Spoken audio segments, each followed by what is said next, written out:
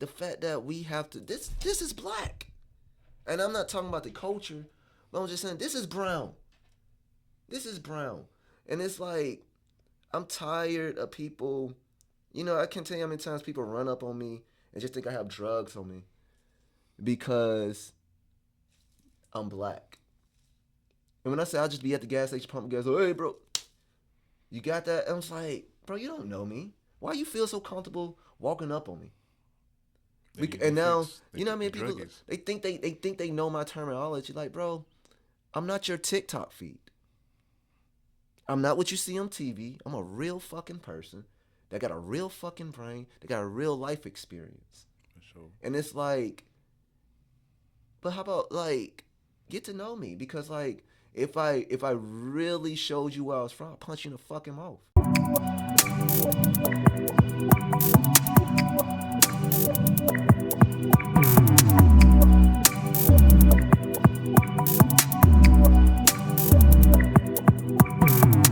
I'm in no rush to listen to this shit, man.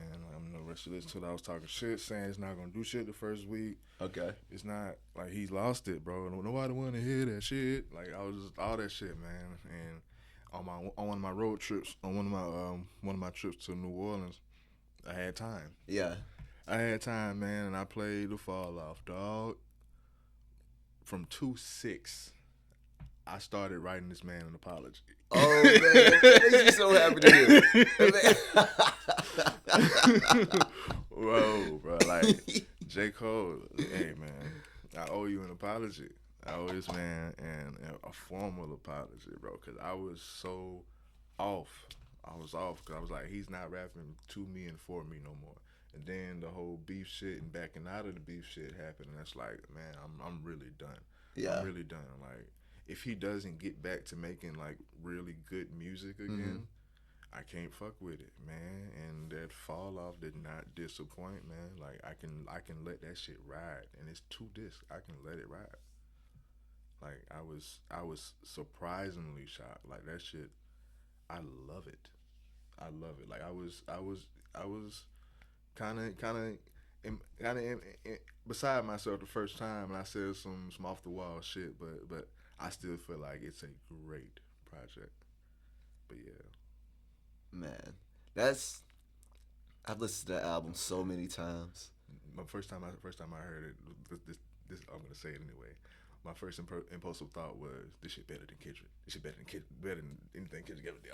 That was my initial thought. That was like I listened to it a few times. I was like, okay, it's definitely up there, but I'm not gonna definitively say that shit. But the first time I heard that shit, 3 blunts in on the way to New Orleans, I'm like damn near I'm passing by Mobile at this point. You know what I'm saying? We passed Legacy at this point.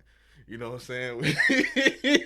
And I'm like, nigga, we get down to what, Bus Road? I'm like, we out of here. We out of here.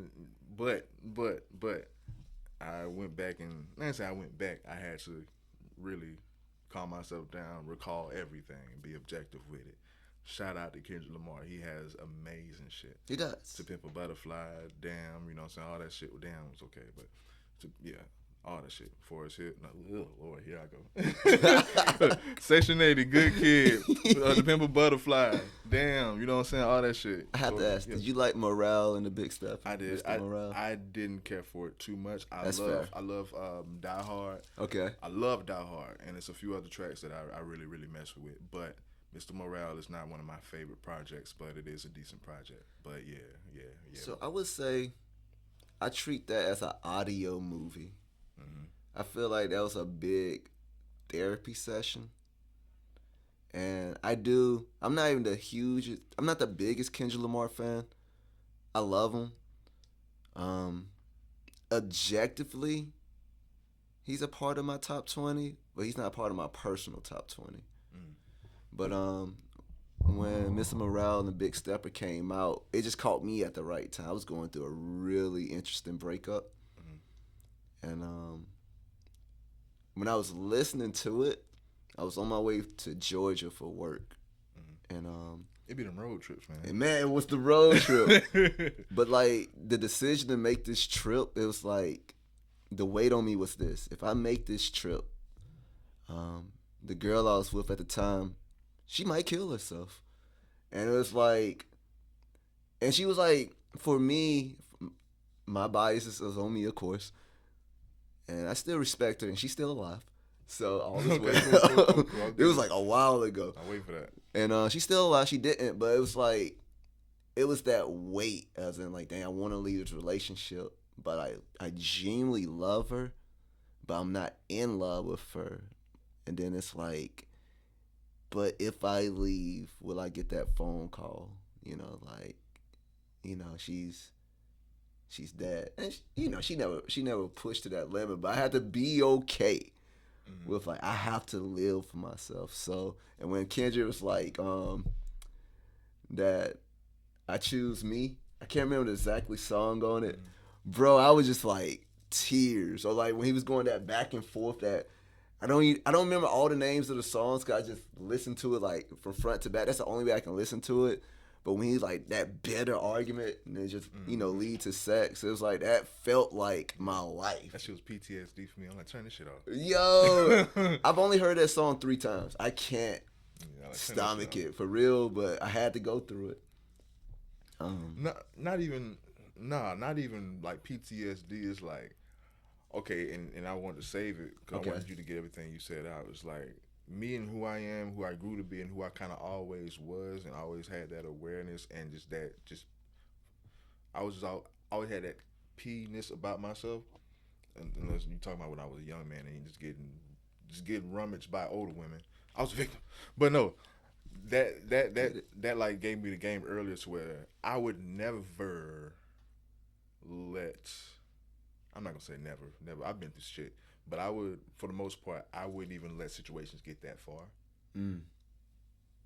I just wouldn't do that shit. And as far as the suicidal partner, whatever, or just it could be a friend, anyone, acquaintance.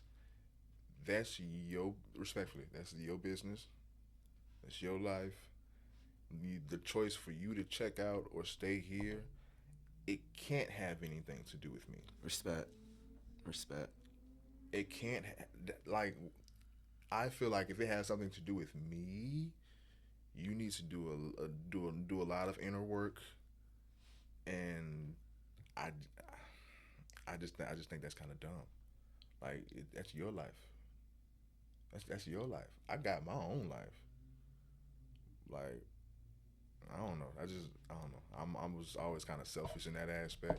So I was like, I would never put the weight of someone else on me like that because I got so much of my own fucking weight. No pun, but it's like, nah, bro. Like, or ma'am, or sir, or, like, I ain't got no space for that. Respectfully, because respectfully, I want you to understand that you control all that space over there. Right, that's real. That's just me though. No, I'm there now. Yeah. It definitely took me going through a lot to get to that perspective. But no, I 1000% agree with you. 1000%. I can definitely remind you and reassure you that you are appreciated. Right. If you don't feel loved and appreciated, but it's like, yeah. That's I feel like it's very, very juvenile. That's just my opinion. I feel like it's juvenile and it's a form of not taking accountability to say that my problems are like they're your fault or they're depending off of your actions. No. I don't run you, you don't run me. That's true. That's true for those who can hold on to it. I guess so. But the place is here. The time is now. You are tuned into the lunch table. You got your boy Savo in the building. I got a special guest, man. When you hit my line, bro, it was a no-brainer. I said, what time, bro? We up here with the birds, man. You got me up early. I'm still in my true little slide, man. I ain't even changed my shoes yet, bro. You got me up early, man. But like I say, this man's conversation, his energy It's always welcome on the table, bro. I consider this man a nice guy. He's one of the dopest people that I've met in the recent years. You know what I'm saying? I consider him a friend. I consider him a friend for sure. You know what I'm saying? I would never not say I don't know this man, for sure, for sure. Like, and that's to the death of me. I feel blessed to know him.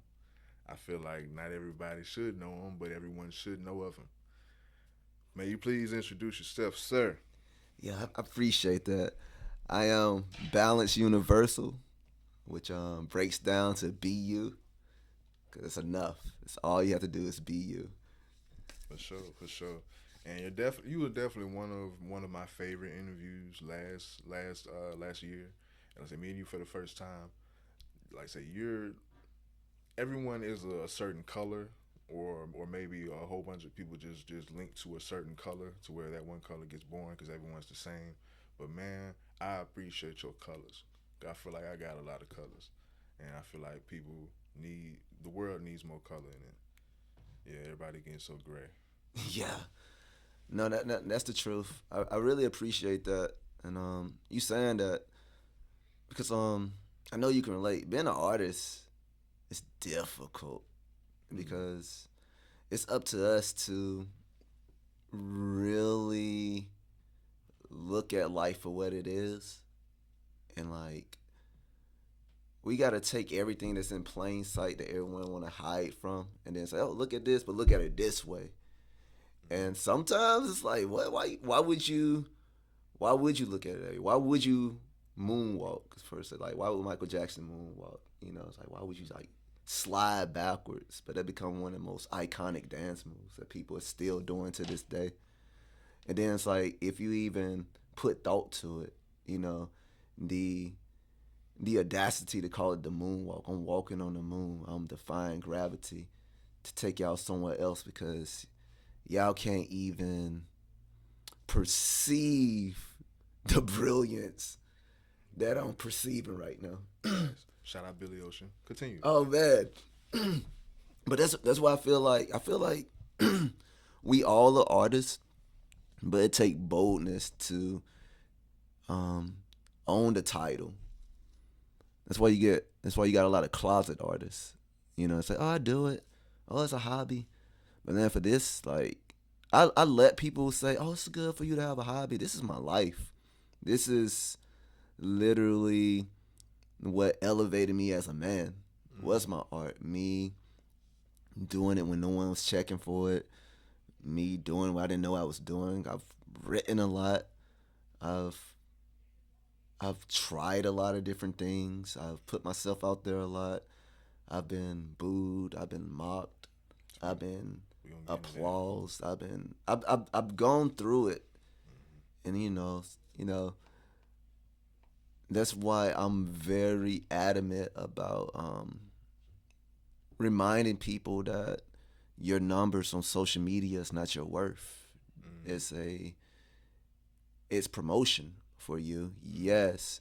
However, if you lose sight of your personal impact, because you can have 1 million people following you on social media, but no one feels you. But like if you have say you have 5 people, solid people that actually follows you, that's 5 universes. When I say universes, like we are the universe is the that's what we compare to if you really think about it. When I say the universe, I mean like everything, all of existence. The way existence is the way our body operates. So if you study a plant, you'll see yourself. If you study the sun, you'll see yourself. If you study something, you will always see yourself. It's synonymous. So it's like, man, if you have 5 real ones with you, you can do everything. But if you know a lot of people and you can't even like have the same vision, man, y'all just hanging out as far as I'm concerned. And you can go to the club and hang out, and I love the club. But if you want to like actually make a legacy, build something impactful, actually make a difference, less is best. Yeah, Yeah, I don't disagree at all. At all. I only thing I would say is that message definitely needs to be repeated and emphasized. But damn it, it's combated with a machine that's given all of that incentive and actual justification to feel like your worth is your like. I mean your follow count, or if you're willing to spend $14.99 a month to get a blue check next to your name on Instagram. It's not much, but I mean, hey, it gives you a certain. It's all status. You know what I'm saying? There's incentive behind status. People feel like, Right. yeah, that. But you ever seen the movie Highest to Lowest? No. No, no, That, no. yeah, that Denzel and Spike Lee movie. That was basically the whole theme and the message behind that is that the true artists are the people that basically have little to no followers. Maybe got like a 900 followers, but they're like the artists that people need to sign, rather than these, you know, what I'm saying, people that, you know, what I'm saying, do whatever to go viral, to get seen by labels. But that was the whole theme of the movie. But it was delivered in a cheesy way. It was, it was delivered in a huge New York pizza slice. Yeah, I Yeah, like it. I yeah, like it. yeah. But nah, I dig it though. I feel you. I would say play the game though, like, Mm-hmm. cause I'm not against viral moments. I'm not against the hot two girl. I know sometimes she can become the butt of the joke. Mm-hmm. I'm for it all. When I say I'm for it all, I embrace life. I embrace the world for exactly what it is, Yeah. the good, bad, and the ugly. But what I embrace more is myself. Because at the end of the day, when no one's around you, when it's late night, or when it's early morning, all you have is yourself. So no matter what you do, you have to vibe with yourself. Whether you're alone or whether you're in a group of many, you gotta like yourself, you gotta love yourself, you gotta adore yourself, you gotta believe in yourself. Cause what else are we doing? But man, so I will admit, like in the last maybe 6 to 8 months, I've realized that at one point, my how selfishness was introduced to me. Selfishness was introduced to me as a bad thing. Like, no, don't be selfish. And then when I started to study Christ more, it's like, I study other terms of, servitude. So it's like you need to be selfless. But I think both are a disservice. I don't think we should be selfless or selfish. We should just be ourselves. Mm. Because when you're truly yourself and you're truly just doing what's best for you, you're doing what's best for all. Because when you get okay, say if I was a farmer, if I'm the greatest farmer ever, everybody eat. I don't gotta do nothing but farm. And if you get in my way, you gotta get out of my way. Because I got a farm. I got a purpose here. And my purpose is feeding me.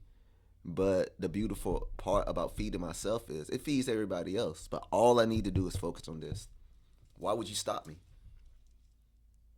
And a lot of times when I've been stopped a lot, or more so, I've allowed myself to be stopped a lot. And then when I looked at why I allowed myself to be stopped, it's like, man, it wasn't even worth my time.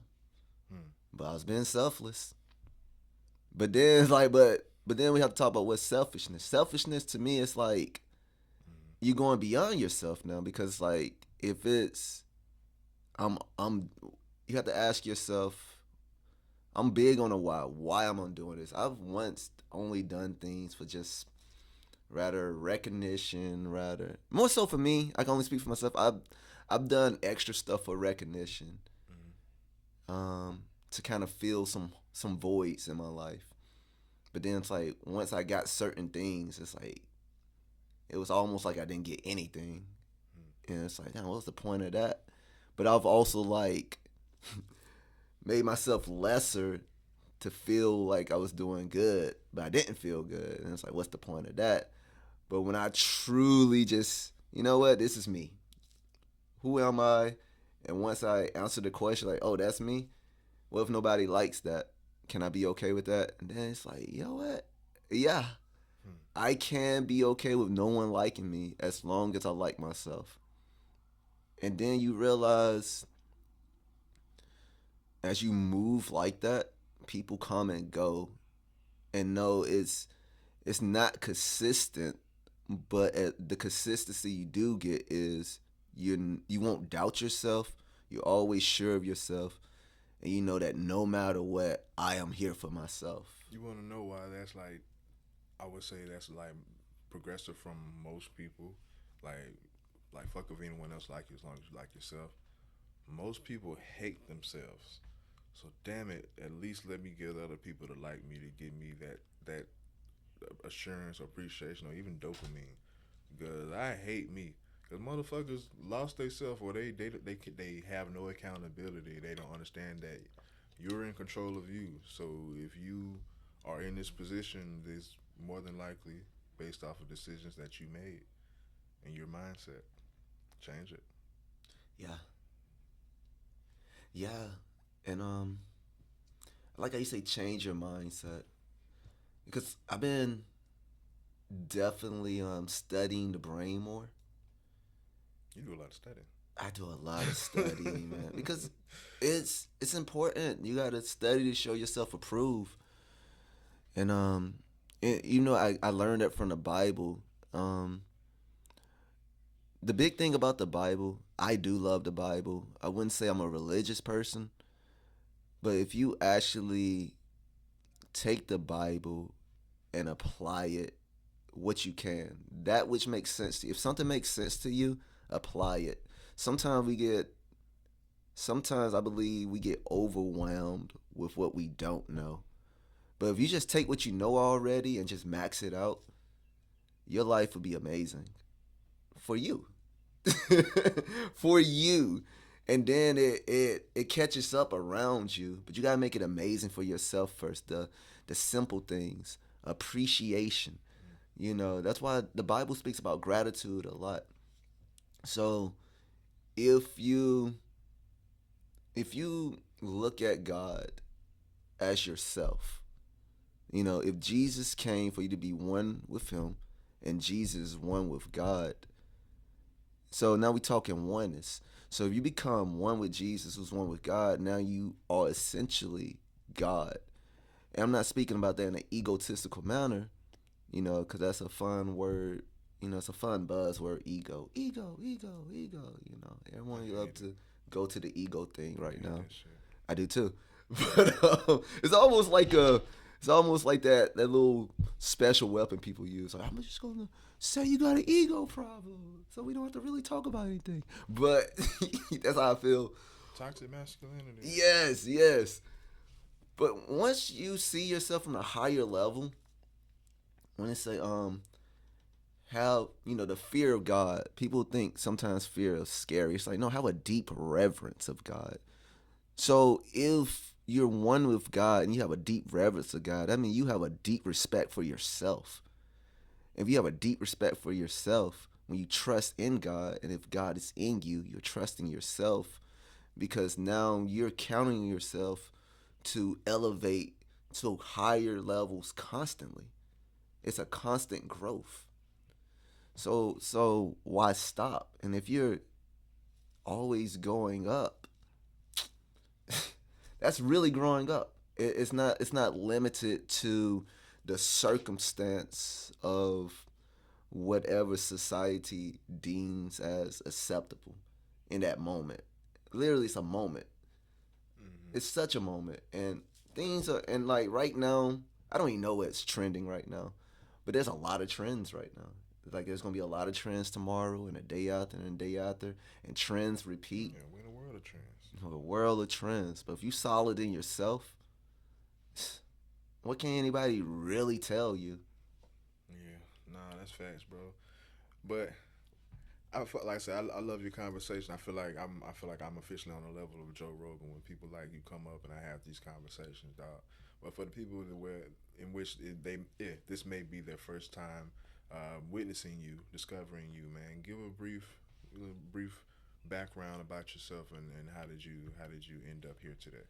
Man, to make a very long story short, born in Mobile, Alabama. Spent a lot of that early time in Pritchard, Alabama. A lot of times, Pritchard get merged into Mobile, but they are different cities. They just like right there on top of each other, So it's a lot of overlap. But I have a lot of love for both Pritchard and Mobile, even though I don't spend a lot of time there now. And some people think I left because they deemed the city's bad. I don't think Mobile is a bad city. I left because I was comfortable there and I needed to find my own way. I felt like I had a lot of. I left Mobile when I was 19. I feel like I had a lot of support, a lot of love in Mobile. However, I didn't think I could do life the way I wanted to do it, which was not really um, wasn't really planned out. I didn't know what I wanted to do, but I knew it wasn't that. I had to figure it out on my own. I felt like it was necessary for my manhood, because I love my mom. I love my great aunt, my grandma. I grew up around a lot of strong women. The whole, I got the story. My biological father not there. It just didn't work out that way. However, it's like, and I got a stepfather. I have a great respect for him, but I needed to figure out what manhood was for me as because I love arts. I grew out of the South music really quick. Growing up on like Boosie, Hot Boys, Master P and them. Um, Even though I love that music, I love it so much. When I started to hear music from Chicago and New York, California, even different countries, I was like, man, so much sound out there, and I was fascinated with it, and then with the power of the internet, I became like a music junkie, and it was just pure bliss. Just I had no plans with it. I just wanted to like consume as much as possible, which inspired my love for hip hop. And I was already a writer because I loved reading, and then I just started putting writings online, and I generated a following from all over the country and different parts of the world. And it was like, what? These people like the words I'm putting together. And this happened while I was in from let's see the seventh grade. That's when it started. It started in the seventh grade, so that's me in middle school, and it just kept growing all the way till I stopped in my senior year of high school. And that gave me so much confidence. Got all these people loving me on the internet. So I was like, okay, let me start putting my stuff out for people around me to consume. And that built my confidence too. So before I was an adult, I was already experiencing I guess I don't know what to call it. I don't necessarily want to call it fame, but that's the only word I had. I wasn't famous, but There's levels to it, so you can use that. yeah, all these people knew me Yeah. or knew of me or were like benefiting off of what I created. And it's like even then it's like, damn, what can people tell me at this point? It didn't matter. It didn't matter what anybody thought about me because no one was doing what I was doing. And honestly, I still feel like that to this day. No one does what I do. And Like your shit, man. I believe We we need all should have egos. that feeling.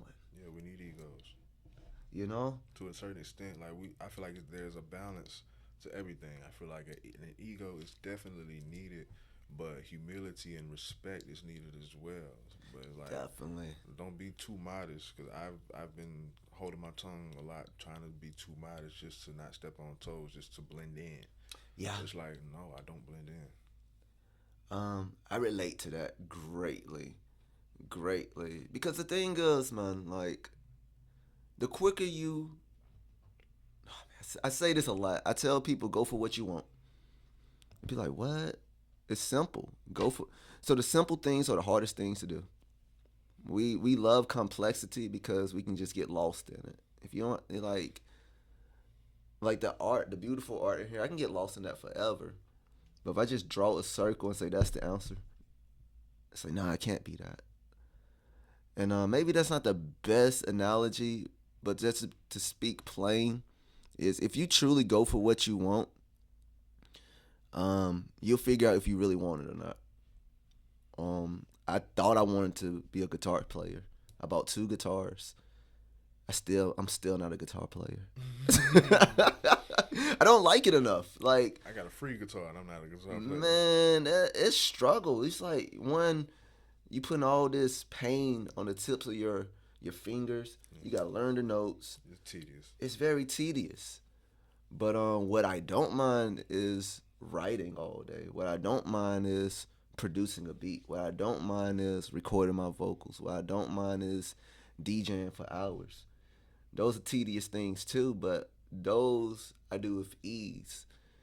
And so like right now what I do, I DJ, I still produce for myself. I still record my vocals.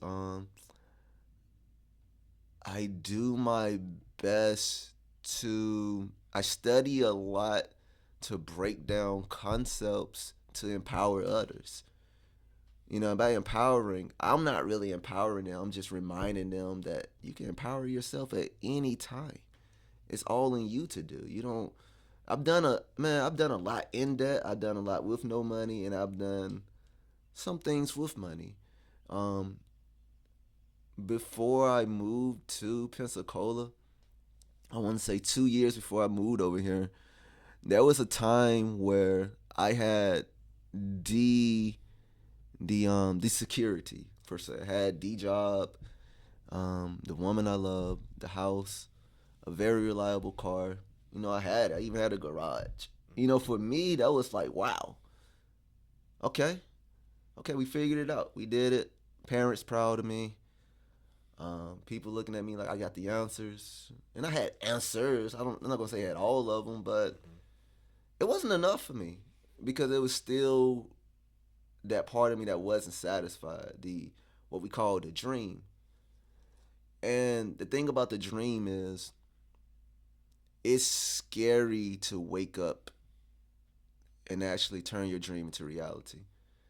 Because it's so fun to talk about it. It's really fun to talk about it. It's fun to daydream. It's fun to I'll do this, and it'll be this way, it'll be that way. But when you actually put that mug into motion, like I used to hate on Soulja Boy. I don't now. I used to, and this is why I listen to Soulja Boy music a lot. No. Up in the chest, damn. And this is not a Soulja Boy diss. I really do. I do. My shit. I like Kim. I do like Soulja Boy, but like when Crank That first came out, I didn't get it because I was all about bars. You wasn't dancing? I was dancing. I danced to it because girls liked it. I danced for the girls, but that shit was great. I'm just being honest. I like it better today now. Oh yeah, I can't stomach it now, but like that's crazy. So I went in reverse. Because that was my time. Like I was there. Cause how old are you? I'm 34. Okay, I'm a few years younger than you. A couple years younger than you. So it's like we were dancing to that shit. Like every the Crank That era was such a golden age and time. It was. That I would agree. never be like mimicked. TikTok, they got the shit trending every week. But it's like the Crank That era when like every other day there was a Crank That song and a dance I remember that. with it. I had all of it on my iPod. Yeah, man. Man, bro, yes. I agree. I appreciate it more today than I did then. Cause then I was I'm a writer. And when I say I'm a writer, it's like around that time was a lot of division in hip hop. I mean, it's still division in hip hop.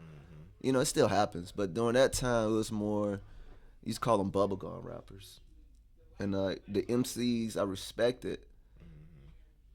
And I don't know if I ever heard this before. Soulja Boy is an MC.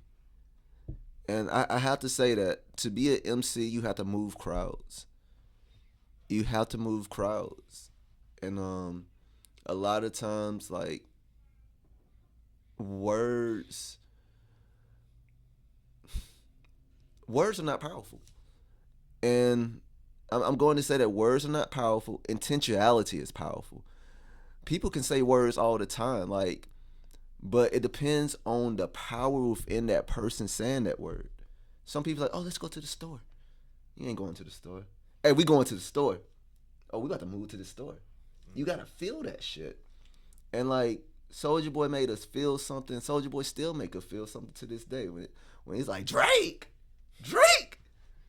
That's one of the most powerful Soulja Boy moments to me. Yes, it's funny, and and laughter is medicine. But man, it's like, yo, Soulja Boy knew and still knows who he is. Yeah. And it's like, and then when I went back and listened to the music, like when I listened to like "Kiss Me Through the Phone," that's a fucking love ballad to me. It's a really amazing song. When I listen to Marco Polo, that shit slaps now to me more now than it did then. Cause back then I was looking through it through the eyes of my favorite MCs. Like, yeah, we don't fuck with that. We don't fuck with that. But then it's like, why not? If you don't fuck with that, we can't fuck with the hip, the hop, the hippie, the hip hop. That was, bro. Well, for one, Gucci Bandana is my shit with Soulja Boy. But long live and rest in peace, Mo B, man. Were you did you?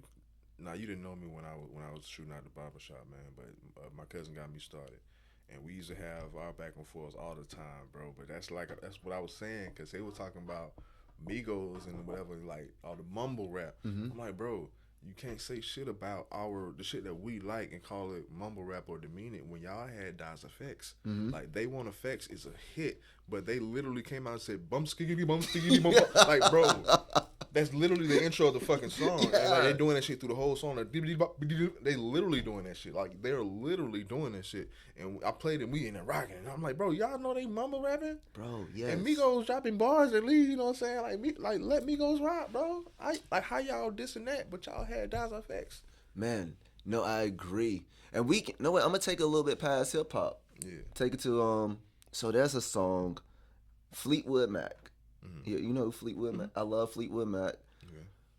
But the other day, I heard a song on the radio at the store I worked at, and I was like, man, what the fuck is she saying?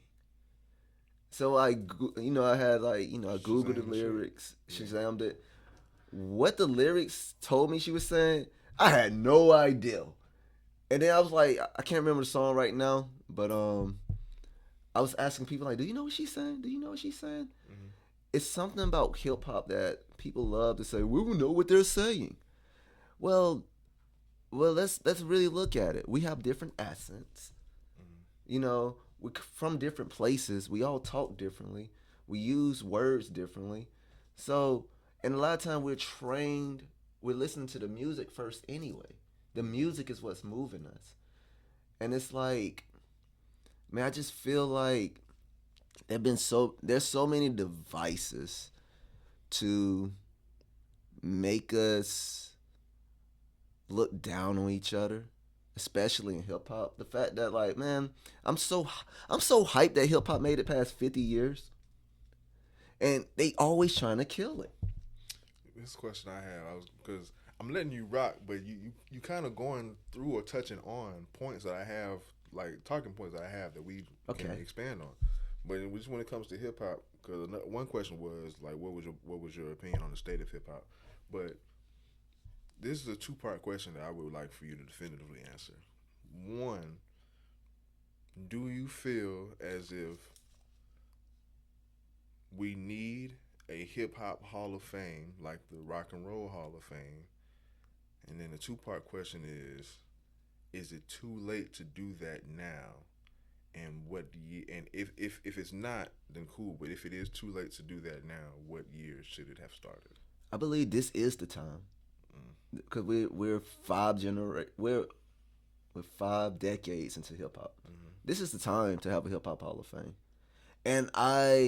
but I also love that hip hop artists are in the Rock and Roll Hall of Fame, because essentially, like, man, rock and roll, they try to kill rock and roll. And it's very sad. Rock and roll is still very alive. You know, music don't die, man. It's just like I don't know why we have this need to kill shit off. And to that point, because it all stemmed from Gene Simmons' comment that rap doesn't belong in the Rock and Roll Hall of Fame. Like he said it from a hateful tone, but it's like because we talked about it on here. It's like I can see what he's saying and some validity in it to the point where you just said rock and roll is its own thing. Why y'all trying to kill it from its own identity when it has its own identity?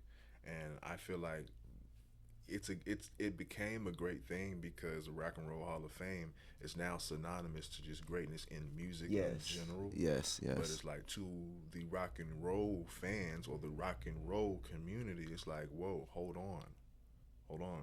This space is getting a little bit too crowded here. Right. And right. my thing is, I'm saying what I was saying. Well, this is my point because I feel like Hip Hop Hall of Fame is needed. I feel like it's too late, only because what I see from the vast, there's still core hip hop heads that are older that still appreciates and want to salvage that culture, which I'm a part of.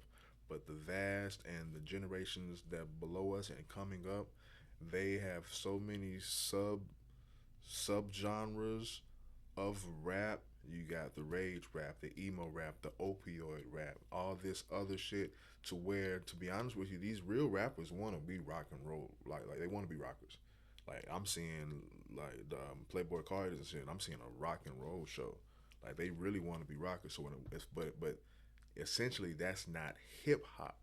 And I feel like what we have to look forward to in hip hop from the vast, it wouldn't like they wouldn't make a hip hop hall of fame as prestigious as it needs to be if it just started today and compared to what we already have established. I feel like we should have started that shit in the year 2000 where everybody fucking loved hip hop. Hip hop took over everything and that was the vast. Everybody wanted to be like hip hop. There was nothing more cooler than hip hop in the year 2000. I felt like we a couple decades into where we could have started that shit, the Hip Hop Hall of Fame. And if we 20 and we like we'll be 26 years into that shit now. If we would have started that shit then and would have started that shit with like a LL Cool J, Run DMC, and all them shit, like being inducted and like really being the godfathers of this shit, we can have this shit to definitively link to because they in the Rock and Roll Hall of Fame. So like that's my opinion though. I don't trust the generations that we have to take it where it needs to go. So my thing is, most of our hip hop legends are still alive. And but I feel like the only people that appreciate them are the people that knew them. And that's why this is the time to do it. Because okay, how long did rock and roll rock before they got a Rock and Roll Hall of Fame? I don't know. That's but something we can research later. I am yeah, genuinely curious. no, for sure. But if it is in that same boat, then damn, if we started, are we just gonna put anybody in that made a catchy beat? We No, it gonna had put to be Post Malone impact. in that bitch. You know what I'm saying? It had to be based on impact. Yeah, but that's But my. that's I just don't feel like these kids don't care about real hip hop. well, no, it's not about. We can't expect the kids to do it. They're gonna be the ones to teach the next generation and the generations going on. Going So forward. yes, that's why it's our. We got to do our due diligence first, so they can grow into it. I'm with you. But what I'm just noticing from the vast, just noticing these streamers and just my little cousins and shit, I'm old. I get that. You feel me? I So get it's that. like, but I know the real shit. I know the great shit and the shit that they're stumbling on and maybe learning, but they're in a generation where content is pushed out daily and it's so much to where I'm flooded with this shit going on now. What happened in the 1900s? Like that's prehistoric to these fucking kids, and they like anything old head is out. That's what I'm seeing. So we just have It's to. heartbreaking. We just have to keep enjoying it. Hmm. Okay, so the other day I practiced DJing like in my room, and I do my best to allow youth to be around me, No facts. and I also do my best not to I never want to make them feel like they're younger than me. It's just a known thing. I'm Yeah. older, you're younger. So I'm playing Far Side. She keeps on passing me by. When I played it, Nah, I do the same thing with my little cousins. she's in there like, what is that? Because good music is good music, man. And it made me so happy that I didn't have to like curate it in a way. Oh, this is the old school shit. Like she just heard it and she's like, wow, what is that? Mind blow. And it was like such a proud moment. It's like it stands its own. We just got to keep exposing people to it while also allowing them to expose us to what they got going on. It's like Middle Child, J. Cole's situation. Yeah, I feel you. And it's no, I don't think there's a single solution. I got some on that, so I want to cut you off. I got some on that as far as the whole middle child Okay. theory. I'm very interested. No, because I'm no pun. I am a middle child, and I'm in that stage of my life where I'm the middle child, where I connect to the older people, but I still relate to the younger people, and they look up to me as a big bro, not unk yet. You know what I'm saying? So Yeah. I have that link.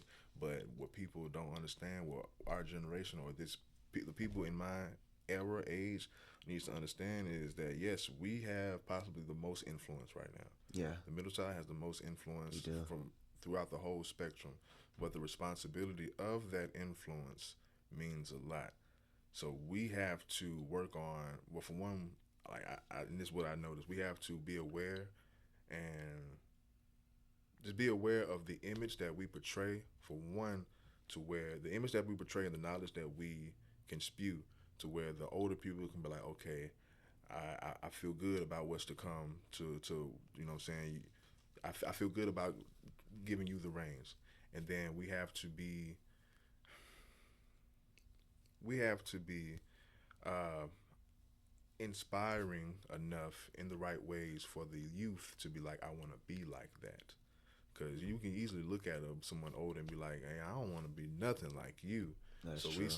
we still have to be, you know what I'm saying, in touch with certain shit and be able to relate to certain shit, so they can look our way, or they can actually lend an ear and actually care what the fuck the middle child has to say. Right. But the older people can trust that whatever the middle child is saying is valid shit.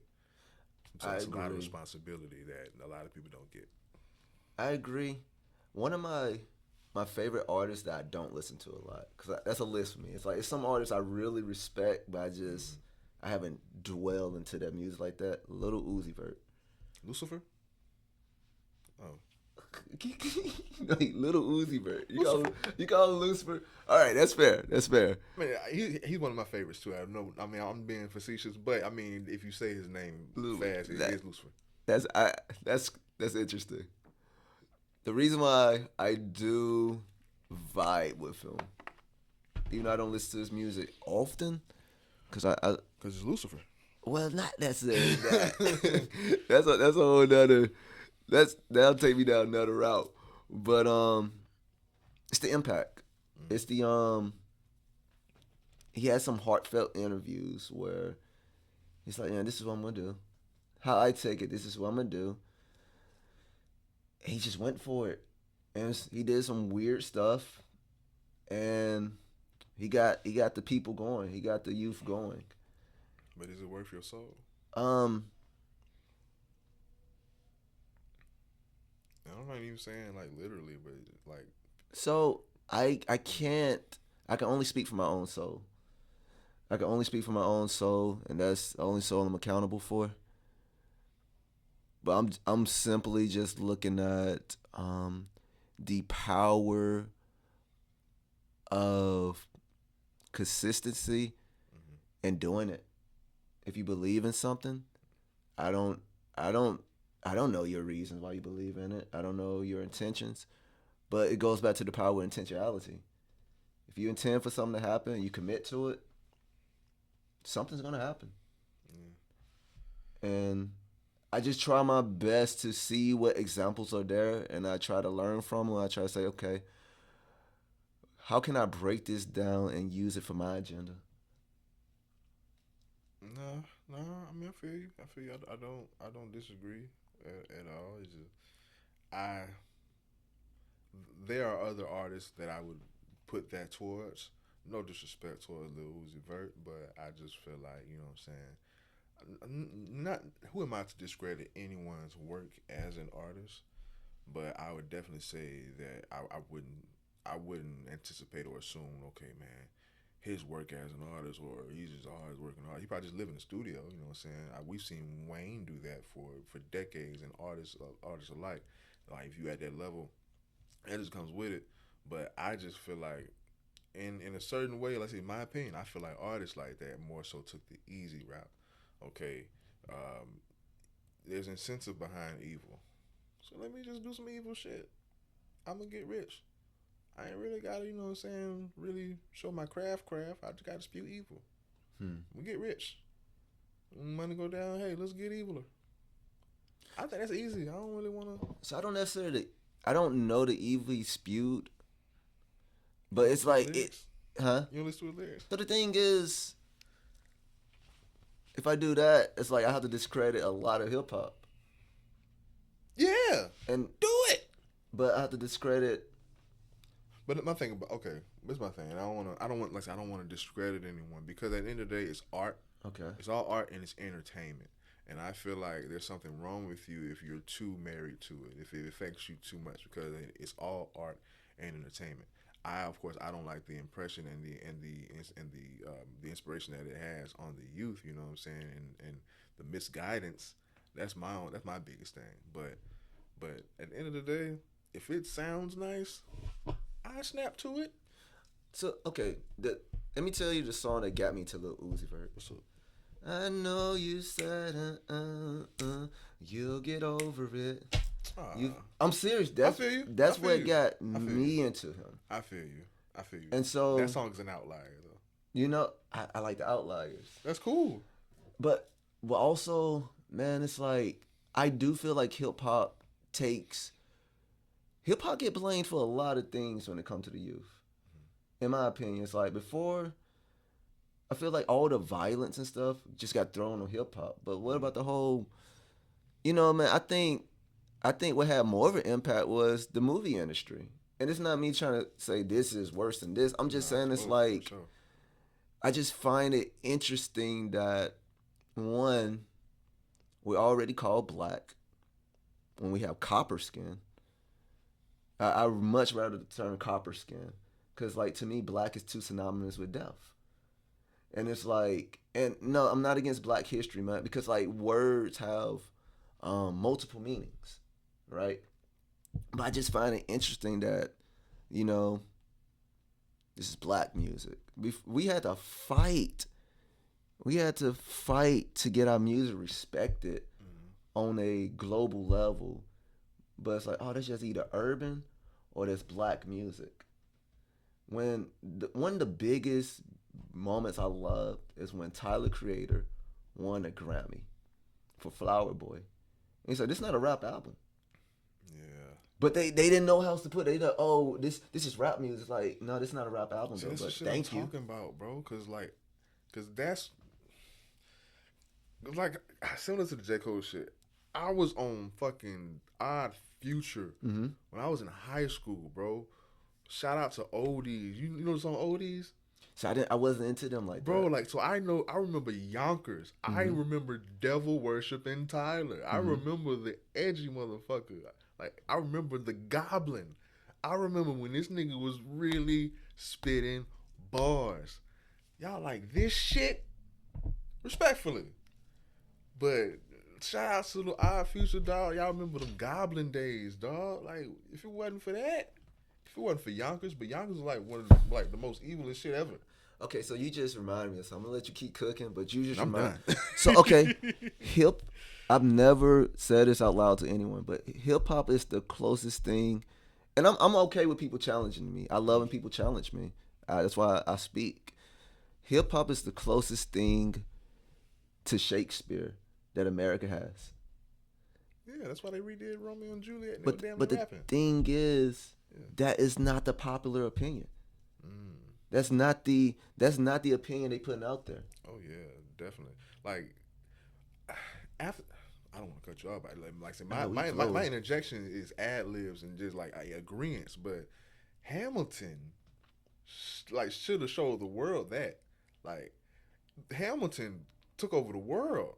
It's not Shakespeare, but some people might prefer going to see a Hamilton show. That's hip hop. Yes. 100% hip hop. 1,000%. Actually, you know that album that came out? What's good? It has none of hip hop artists on it, Mm-hmm. and he knows it.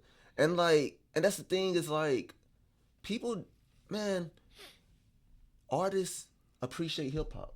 All these big artists out there, they appreciate hip hop. It's the disconnect is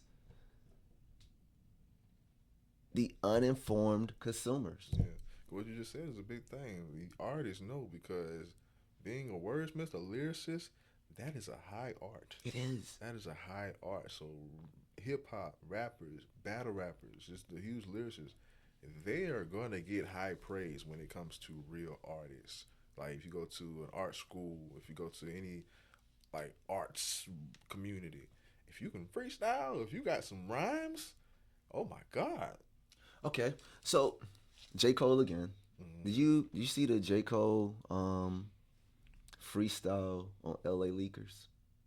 Was it recent or was it old? It's old. This I may think have, this was when 'cause it was the time I off was season was everything. getting ready to come out.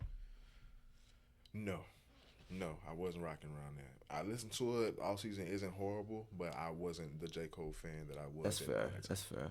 Well, I'm gonna say J. Cole be getting off some hard bars, some harsh bars. Like, Yeah. you know, he said, the hardest thing since slavery. He caught no flack for that. And I love J. Cole, but I just found it interesting he caught no flack for it. And it's just everybody have a different impact. Everybody have a different energy. People get away with different things, and people can do like. When did you hop on J. Cole? Man, I didn't get onto J. Cole till so the first. It was when For Your Eyes came out. It's when I got into J. Cole. And For Your Eyes is a good project. I love For Your Eyes. For Your Eyes is a great project. But it took me a while. But it's C tier. Huh? It's C tier. I love that. I love that whole album. I'm saying from a connoisseur of Cole, it's C tier to his projects. So that's when I got into him. I didn't care for him when he first came out because I was like, it was hard for me transitioning to J. Cole, Kendrick, and Drake because I was such a big Lupe Fiasco fan. So I ain't really like biased and shit. I was super biased because like I felt like Lupe Fiasco did not get He the don't get respect, He don't. bro. I was on Lupe since the mixtape days, For sure. and it's That's how I like, feel about J. Cole. yo, like man, the way they did Lupe Fiasco, I was so pissed. I ain't want to hear nothing new. I'm like, till y'all give this man recognition, I ain't fucking with it. That's how I genuinely felt, and I'm not gonna lie, man. I can be bitter sometimes. I can be really jaded. It's like I'm stubborn. He teaching now. He in the I'm class really now. stubborn. I know my negative sides. I honor my negative sides because once I master my negative, it makes a bigger positive. But it's there. But I urge you and anyone that would profess that they are a fan of hip hop or they love hip hop. J. Cole, my era, J. Okay. Cole, the mixtapes up into Forest Hills. You know what I'm saying? Yeah, For Your Eyes Only, he has some good projects, and the Fall Off is amazing. But from the come up, you can start at the come up, Okay. just so you can get the full reference of the first dead presidents. But from the warm up, you got the warm up. You got, oh my God, you got to go back. You got Friday Night Lights. My God, you got, oh my God, yeah. Just do your homework. I would, if 3 projects, you heard Forest Hills, right? Yeah. So that's the one for me. Okay. That's the one that made me. It changed my life. But if anyone just wants a glimpse into what Savion was listening to as a teenager that made him like a J. Cole fan for real, if you listen to the warm up Okay. and Friday Night Lights, those 2 mixtapes, greatest shit in the world. And when I say you may want to listen to the come up, because on the warm up, which is right after the come up, he did Dead Presidents 2. Okay. If you know, if you fuck with hip hop, you know, Dead Presidents, Jay-Z back Yeah. in like '96. You know what I'm Yeah, saying? yeah, So he did. He flowed on that Dead Presidents beat on the come up, killed that bitch. But he's so this is what I loved about him. He was so like Jordan minded to where like I took that personally. It's like he killed Dead Presidents 1. Someone said that he could have came a little hard on a Jay-Z verse, even though he already killed that. He came back on the warm up for Dead Presidents 2 and murked that bitch. Dead Presidents 2 is still one of the best songs that he's ever did of all time. That and Heartache are one of my favorites. But yeah, man, yeah, man. I'm just going back. I'm in 11th grade again. Yeah, the warm up is the warm up and Friday Night Lights are two of the best mixtapes ever made. You know what? I'm gonna go back because I've been planning on going back anyway. I just had to make sure I was ready.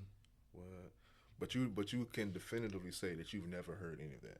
No, I've heard it. I've heard it, but I didn't hear it like I want to hear it. Oh man, That makes sense. Yeah. Because sometimes like that was me with Common. oh man, I love Common. I love him now. I loved him then. Like, I didn't. Bro, don't get me started. That's enough, bro. Like, do not turn on the people around. Like, you turn on the people around me now. God, oh, Jesus. Bro. Have you ever heard Damn, this is the first one that came to my mind. I really want to say another one, but I have to ask. Have you heard Finding Forever? It sounds familiar. Bro, that album. No one talks about that album. I can't say B. B is what I'm more used to. Bro, B is a fucking amazing B album. is what I'm more used to. Kanye brought him back. But like Finding Forever, I feel like it's a very Is Come Close on there? No. Come Close is on Electric Circus. Okay, so that's Pharrell produced. Yeah, Electric Circus. That's where I start. People did not like Electric Circus. Really? Because it was like Neo Soul type shit. They ain't like that. I like it. I love that shit. Bro, that's where I come from, Neo Soul. So I will say, Come Close is in my top 3 favorite songs. Come Close is a great fucking song. Like Come Close, bro. Shout out to Mary J. Oh, the love ballad, shit. Come Close is what I've always. Oh my. It's God. what I wanted in a monogamous relationship. Yeah. With a woman. Yeah. I'm being, because it's just like, for me, that was like, that's what I saw in my childhood. I was so used to like. That is the ideal view that they gave us. Yo, literally. It's like, when you say. It ain't like that. Oh my gosh, bro. Trying to find that. It ain't like that. Bro. Go to another country. But like, I'm serious, bro. No, for sure. Like, bro, that I can. Bro, that's in my top 3 favorite songs, and it's like a Your rotating. eyes still green, girl. Oh my God, she said, I kind of laugh when you cursing me. The aftermath is you touching me. That's like, it's so real. It's like you can see it happening. It's like it makes you want to get in a toxic relationship just to, you know. And that's a horrible saying, but PTSD now. I get you, though. But nah, sure. So it's like it makes you want to take all the bullshit just to like. You know, feel like Neo. You look so sexy when you're mad. It's like, nah, I'm over that shit, though. I don't want to do that. Because I really do believe we got to get out of that. Yes. You know what I'm saying? It makes cool movies and cool TV shows, but I'm tired of the drama. Unless you just ain't got nothing to do, bro. If you got shit to do, a business to run. Bro, it's more shit out there to Get do away. than fucking going back and forth. Yeah. But music, man. I love music. I love music. It moves me. And it's interesting. It's interesting being a public artist. Because when you're a public artist, that means you're giving the world a chance to always have an opinion about you. Because if I, like, for a good bit of my life, I was very hesitant to put music out because I was like, damn, what if I change my mind about how I feel about this? And then someone keep bringing this up. That's always gonna happen. I had to accept it. Like, I have a line out there. I said, what did I say? I don't remember. It was, I do. And the line was, something about, she be asking me about marriage. I said, no way. And it's like, and for me, that was an analogy talking about instead of being committed to a life of security, Nah, I want to really give Destiny a try. I want to see what I'm really made of. But that's personal to me. Shout out Stephen Wolf. Who? Stephen Wolf. Stephen Wolf. Stephen Wolf, the rocker. Interesting. I have to Like look a into true that. nature's child, we were born to be wild. Bro, literally. And that's me committed to the wild side. But someone else heard it's like, oh, you talking about your ex. I'm like, oh shit. I didn't even think about You don't that. like the song Born to Be Wild? Born You know, to be wild. That's the lyrics of the song. But that's all I know. Like a true nature's child, we were born to be wild. All I know is born to be wild. It's interesting, but it's fun. It's so fun because it's like, why not? I mean, I can give you reasons why not, but it's like once you survive enough critiques, once you survive enough drama, you make a lot of mistakes. I made a lot of mistakes. I made so many mistakes that you just sit back like, damn, I'm about to make another mistake. But I have to do so. I gotta move. I'm researching. I'm asking questions. And it's like, okay, I think I got to figure out. You do something. It's like, damn, I did not account for that. Damn, now this person don't even talk to me no more. Damn, I don't even want to talk to this person no more. Or then you like, say you go 6 months go by. It's like, damn, I actually probably looked at that the wrong way. Do I reach out and apologize? Or did I just let it fly? Well, it's good to be aware and observant and objective in those moments. Bro, yes, man. In all moments. It is. I can peacefully say right now, my heart has no ill towards anybody. But that was a working process. That was a whole process. Because it's not like I just will go on there, oh, I don't care about this. Everything's good. I forgive everyone. No, it's a whole back and forth. It's like, man, fuck this person. It's like, nah, maybe I was off. Then it's like life is such an evolution. And like that's why I keep going back to like, yo, just be yourself. Like live to the best of your ability. Just lock in on you, like you'll figure it out for yourself. And and whatever that means to you, what you mean to, because people are like, what about this? What if you're a community leader? Be a community leader. If you're a chef, be a chef. But you got to do what's in you to do, because you're gonna answer to it to yourself at the end of the day. At the end of the night, when you're at that land by yourself and you can't sleep, you're going through all those thoughts. It's you and you. And then you'll show up again tomorrow and you'll do it again and it's back to you. And that's the realest shit I discovered in this last 6 months. It don't matter. It's up to me. Nah, that's facts, bro. What I do have to ask, for one, I just as a real man, I gotta give my apology because I'm still 100% serious about giving my word, and I had all intention to showing up to the chapel, but I just got not overwhelmed, but I got mixed up on my Saturdays. And the following Saturday, when I was planning on going, and I went back to the message and saw that it was the previous Saturday, and I went out of town. I was in New Orleans and shit. Yeah. But it's like, for one, I would love for you to plug it and give it some shine if it's still something that's going on. Yes, that's funny. Honestly, that's one of the big things I want to talk about in this interview. I'm fucking going. And man, first of all, I just want to thank you for one, you being my friend and the energy. So like, I was having to talk to another friend of mine named Charlie, and I did a lot of work with Charlie. If anything, Charlie helped me get to this day. He showed me a lot about music production. But I was telling him, like, man, the thing about being an artist, you end up making a lot of artist friends.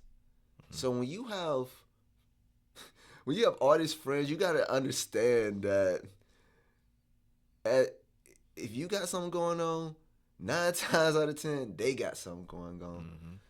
So a lot of time when I reach out to my friends like you, man, just getting a response means the world. Just like, it's like you get it. It's like I just feel the energy. Like, it's like, I don't know, man, just being still in your mind means the world. Because like, man, you never know when you see your busy friends again. It's like it feels like the Avengers. We all got our own comic. We all got our own movie.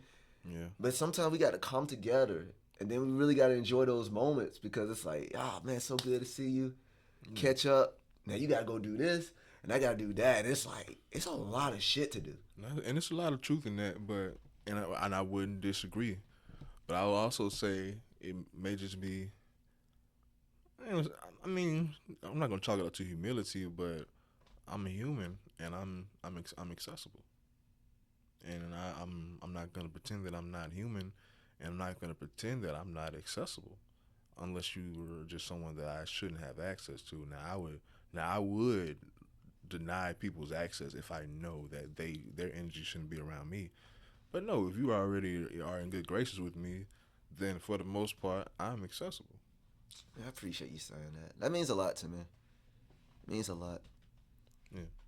Well, that soft opening, it was great. But it was one of the coldest days of the year. Oh, word. Oh man, I was like, it was a beautiful moment. 'Cause the chapel, man, it's the chapel. The idea behind the chapel is we're focusing on music and dancing. And I say music first because you don't have to dance to be in a room and enjoy it. But it's like, man, it's heaven on earth. We just want people to come in, feel safe, meet other people, vibe, dance. And just like, it's something about being in a room with people just dancing. Not coordinated, not they just so lost in the rhythm. Free. It's what Soul Train was for me. When you look on Soul Train, they just up there, they playing whatever the hottest music was at the time. And like when I say whatever the hottest like urban music was at the time. Oh, for sure. And I love like, and I'm never trying to, even though I have a feeling about these terms like urban and black, I never want to discredit them because I hold reverence to them, bro. That's my fucking culture. Yes. I feel like only certain people are allowed to even say that shit. Bro, that's how I feel too. It ain't bad to me, motherfucker. Yeah, rock steady. It's just damn it. It's the other side of it I combat. It's the side of like minimizing it. Like when they were talking about, well, hip hop didn't do good on billboards. I mean, fuck billboards. We don't need billboards. We actually don't need none of these terms. We just do it. Y'all needed to put something on it to market it, and we every time they put, and I say they, I'm talking about whoever is controlling the economy. Mm-hmm. Anytime they put a term on something to like make it cookie cutter, we always outgrow it, and then we get to like, okay, you want to call it that? We're going to actually flip it on you again and again and again and again. Can you really describe us with few words? And that's my thing. It's like, don't pretend like you know what it is because you made a documentary about it. Just because you wrote some books. And that film was shit. You know? I hate how things get edited. They edit things to fit a mold, and then it's like, this is what it is. It's like, what? Were you there for that? But no, based on my research and this, and because I got a degree, I can say this. I'm more certified to say this because of my college degree. That's why I hate biopics and like documentaries or docuseries and shit. Like, I love, like, shout out to Hulu, but I can't watch Wu-Tang Clan. Like, I know all that shit didn't happen for real, bro. That's just me. That shit weak to me. So I will say that's RZA's doing. And that's where it gets interesting. That's when it gets like, because it's multi-layer. Everything is multi-layer. So it's like, it's all embellished too. It's like but still, it's one of the things. It's like, for some people it sucks, and those some people are you and me.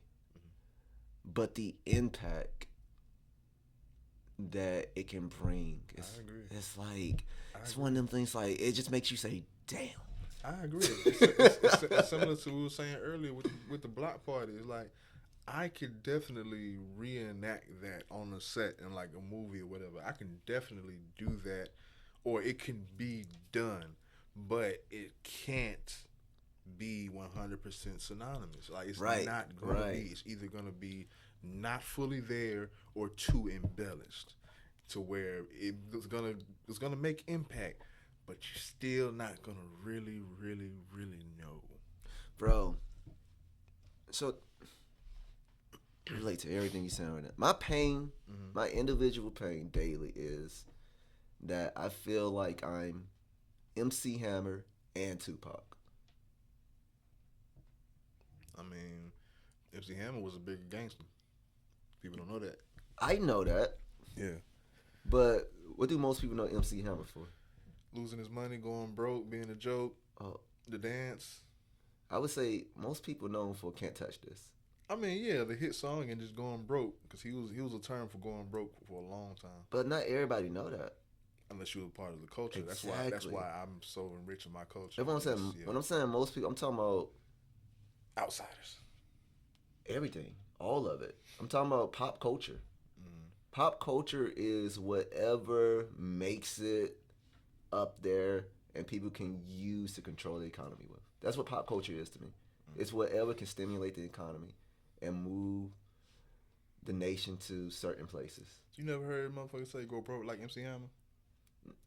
So I never heard it, but I knew he went broke. You never the term hammer broke? I never heard that term God. before. Oh my God, I was raised on Never all heard that that shit. It was term on all before. TV shows and shit. I never heard that Right. term before. Damn. But I definitely knew about the story. I knew about him. I knew about Mike Tyson. Hell, we could throw T-Pain in there. You know, people going broke and bouncing back. But I look up to these people.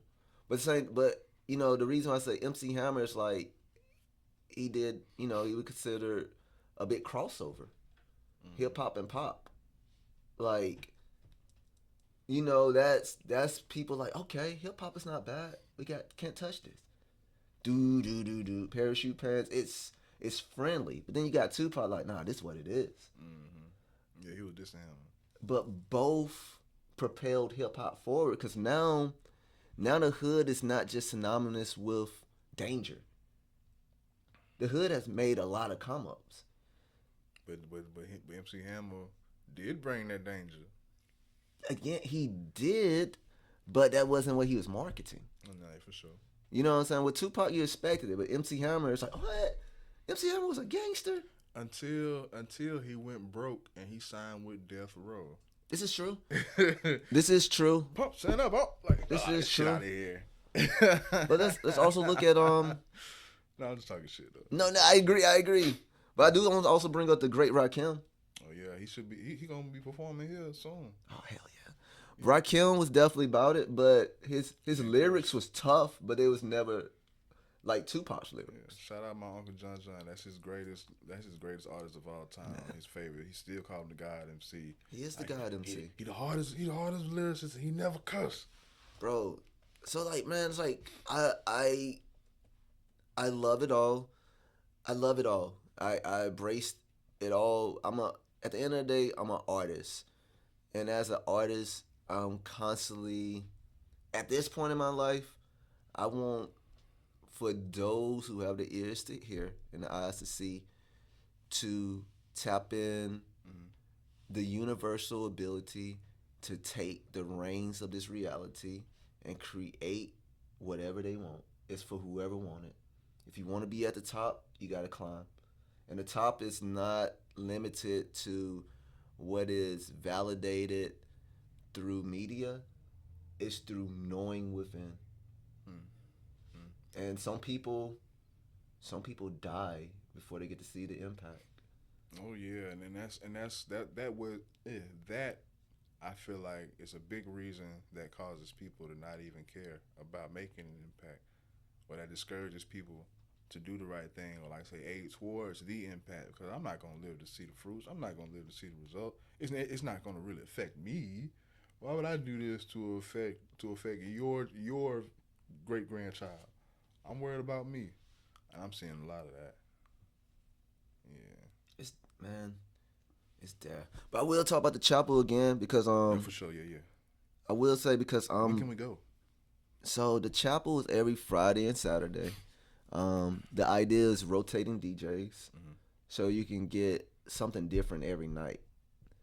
So I have another night coming up on March 13th, which is Friday the 13th, and the show I'm putting on is Balance Universal presents The Disconnect, and I call it The Disconnect because the idea is we're for a night, for a moment, we're leaving all the drama of the world behind just to be with the music and dance. I want to give people an opportunity to just. My intention is to set that when you come in. That's how I'm going to be doing the promotion. It's like I want people to know if they're there, they should be expecting for a moment to just breathe and let go of everything, just to lose themselves in the music, and just, if they can, man, just feel your body moving. Just be in the moment, man. Maybe share some laughs. Whatever happens, just know you're safe to be yourself on such a pure, blissful level. Yeah, And that's what I'm working on for the disconnect, and it's gonna be at the chapel. I love it. And the chapel is located in what used to be the old Sacred Heart Hospital, 1010. I think it's 12th Ave. yeah. And yeah, man, that's what I've been putting together, and I'm very excited about it. I expect nothing but a good outcome. It's dope, bro. It's dope. I definitely assume there's no smoking in there. No, there's no smoking. Yeah. It's a interesting. It's a very. It's a place that's been heavily remodeled, and yeah, we have to like work around different things, even to be able to have loud music like that in there. But man, it's worth the shot. I love exposing people to things. Yeah. I'm all about exposure. And we keep going back to this, but like that's one of the things I do dislike with a black narrative. The black narrative that we can only do certain things. We getting better. We're getting better, but this whole idea is like, That's been my life. you do this, are you black? It's like, why you limiting my blackness? Yeah. Like we spoke on last time, bro. It's like being black is damn near synonymous to failing. It's Yes. Like, yeah. It's like, how can we desire more and then make it hard for us to go for more? It's like, and yeah, we already have enough trouble, but to be our own trouble too, I'm not for that. I'm always gonna combat that until it's no longer. And I think it's getting better. I really believe it's getting better. Like, that's why I'm keep talking about it, because I'm literally seeing the change happen. I'm really seeing the change happen. And like, yeah, we're getting there. We are improving. We really are, man. We really are. Man, I was on my homie, we call him old school, but I met him as Patriot X. He's a prolific prolific poet. And because of him, that's how I got a new term to call myself. That's why I say I got copper skin. Because when I heard him kept saying that, I was like, damn, that's what I want to call myself. Because like, it's just like, man, the fact that we have to, this is black. And I'm not talking about the culture, but I'm just saying this is brown. This is brown. And it's like, I'm tired of people, I can't tell you how many times people run up on me and just think I have drugs on me because I'm black. And when I say I'll just be at the gas station pumping gas, hey bro, you got that? And I was like, bro, you don't know me. Why you feel so comfortable walking up on me? And now, you know what I mean? People, they think they know my terminology. Like, bro, I'm not your TikTok feed. I'm not what you see on TV. I'm a real fucking person that got a real fucking brain, that got a real life experience. For sure. And it's like, but how about like, get to know me? Because like, if I really showed you where I was from, I'll punch you in the fucking mouth. But I can't do that. Because what's gonna happen is, if I do that, one, it's gonna create more trauma in my flesh. Two, if someone see that and call 911, what's gonna happen? Now I got a whole situation. And even if I beat the case, you know what I just wasted? Time, energy, Facts. money. I can't even be what you think I am because there are consequences. But cool, let's play the music. I once told somebody, it was listening, and I embrace everything. I accept the word for what it is. But with drill music sometimes, and this maybe 2 years back, I'm listening to people vibe out to drill music. And all I said, like, yeah, the only way for them to get their music is people dying. Mm. Take it or leave it. It's the truth. I speak the truth, and like enjoy the music, but understand the sacrifices that come with this music. That's a sacrifice. Someone sacrificed their life so you can enjoy it. And just honor it. That's all I'm saying. I'm not here to say drill music is bad. We should get rid of it. I'm just saying, at least if you're going to love it, really pay homage and maybe support them with your money, because their lives are on the line. You support soldiers, go overseas. Thank you for your service. To these drill artists, thank you for your service. Because I get to work out to your music and feel aggressive. Thank you for your service. I get what you're saying. Thank you for your service, drill artists. I get what you're saying. Thank you for being out there, dying for us to laugh at you on the internet. I'm not saying I take your life as a joke, but I do see people taking your lives for a joke. So thank you for your service. Genuinely, this is not me being sarcastic. I really want to thank these artists out there that are literally broadcasting their lives on us and exposing us to what's going on. Thank you. And I hope that you find peace, and I hope that you make it out of your situation and you get to better it, and I hope you get smart enough to work the system, not end up in prison, and I hope you get to take your trauma and teach it, use it as lessons to raise, to be another level of elevating people, because y'all are leaders and y'all are not dumb, and y'all have motion.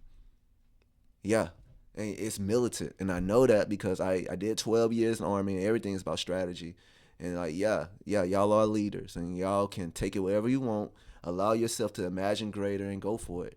And if you need an example, Nipsey Hussle, Master P, hell, Birdman. And you know what? And like, we can say whatever we want to say about these people, but my thing is, shout out Boosie too, man. Boosie and Boosie.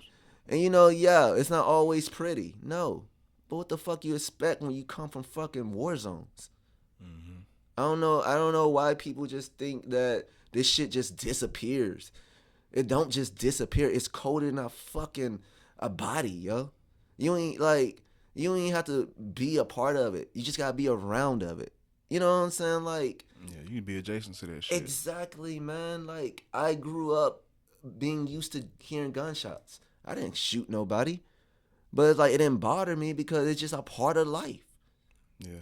And so it's like, and you know, I'm just saying, man, like, and that's why I'm happy for Grand Theft Auto. I'm happy that people get to just fire guns on the internet, don't actually have to do it. I'd rather that. And you cooking, I don't want to cut you off, but that's the thing about it. Like, once again, another ad lib. I agree, but it's like, I correlate so much. It's like, yeah, I heard shit too, and I witnessed all this other shit not to do. But it's like, I understood the repercussions. I had enough wherewithal, and I had enough fucking brain bandwidth to understand cause and effect. These motherfuckers don't, and I think that's the real problem. People really, like to your point, people need to be more responsible to what they're influencing. But dude, these people that are being influenced, for one, if you're easily influenced, then there's something wrong with your brain anyway, in my opinion. But those people don't really have the full bandwidth to understand the cause and effect of shit. They just see a lot of shit that looks good. I agree, man. And that's where people like us come in. It's the balance. Because, like, I don't make art like that. But because I see it, it's like, well, shit, I got to make art. I got to make art I got to do my part. Whatever they doing is what they doing. I can't control what they do. I can control what I do. I acknowledge it. And shit, well, here's the other side. Here's the other side. I'm no longer trying to change a goddamn thing. I'm just embracing what's here, and I'm just adding my part to it. And like, here's your choice. You got this path, and you got this path. I think I'm still trying to change shit. I think that's why I'm breaking my back still. And I'm over it. Nah, I feel you. I was on another podcast recently, just a few days ago, and we had a debate. I want to know your take. The question was, what has been more detrimental to our culture, or just more detrimental to people, period? Gangster rap or whole rap, like twerk music and shit? I don't. So the thing is, I think culture it's always evolving. So if it's already evolving, it's like we can. I appreciate gangster rap and whole rap. I appreciate them both, and the reason why is because it's exposing what's there. I want to know what's there, and yeah, let's see it. Let's see it so we can figure out where we want to go. And that was someone's point, is that they're both needed, and we appreciate and respect it because they're exposing what's there.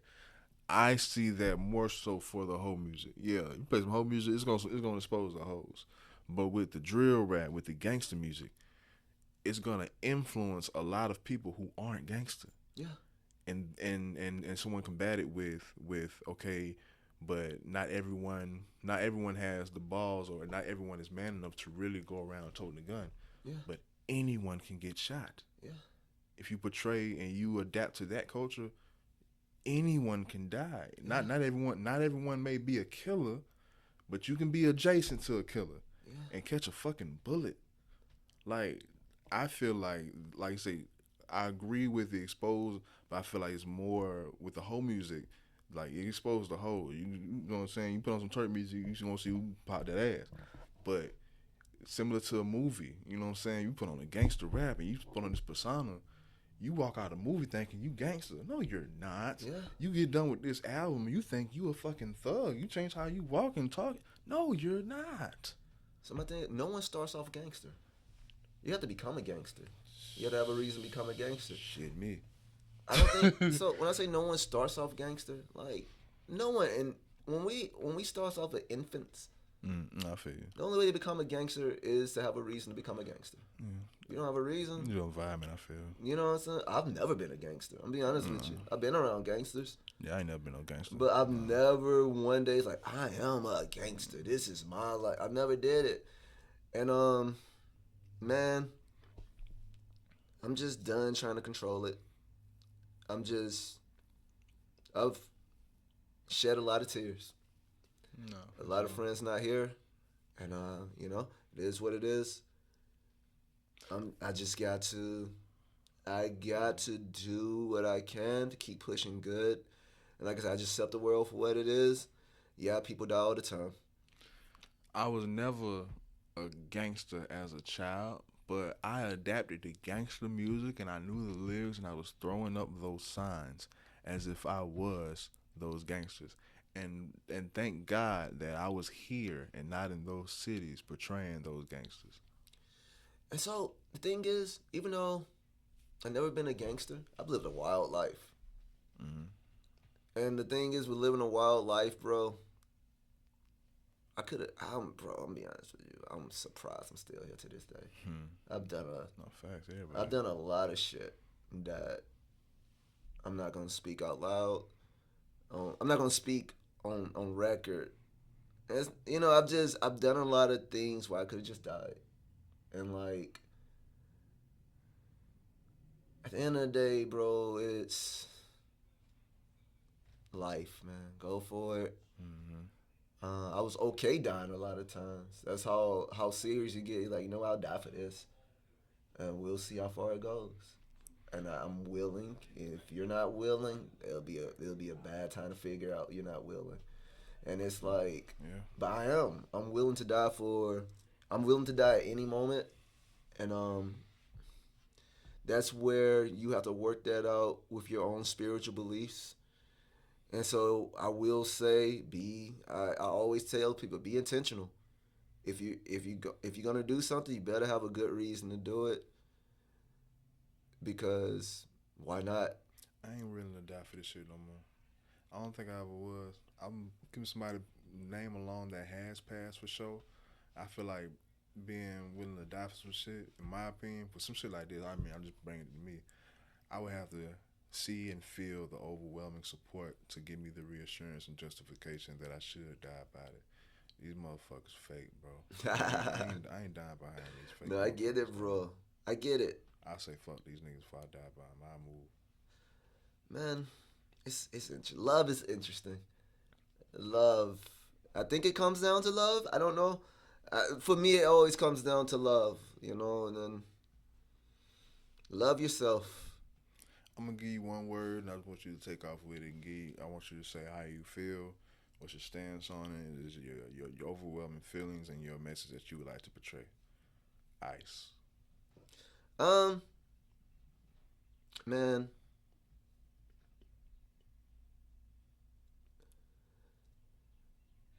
so for me, ice is just another drop in the bucket. What's the bucket? The bucket of fuckery. And a bucket of fuckery and confusion. Another Fuck bucket. product of no clarity. Yeah. Before Ice was here, we still didn't solve the other shit. It's just another thing to me. It's just another thing upon the big ass workload we already have. Mm-hmm. So it's like, I'm not gonna say I'm numb, but I'm so used to the fuckery. It's like, oh, that's what we doing today. It's not a surprise to me. It's like what? It's like it's just not a surprise to me anymore. Nothing's a surprise to me. It's like, okay, we got more bullshit. Okay, cool. More bullshit. What we gonna get for lunch? And it's not me being insensitive. That's just how much bullshit I'm already a part of. Yeah, we don't budge at death no more. So yeah. So it's like, yo, man, I'm still in some fights that's been going on for 25 years. And so now, you just added to the fight. Okay. Thank you for adding to my long ass list of shit to do. But it's like, okay. But what I do is every time something new gets on, okay, I have to like always remind myself. I have to like ground myself. It's like, okay, take a breath. What can I do right now? What can I do with what's around me right now? And I trust that everybody else is doing the same. Now, do I believe everybody else doing the same? No. Fuck no. But what I do is like somebody's working because I'm working, and I got to keep working. I got to just keep going, because if I don't keep going, I'm not going to be a really good person.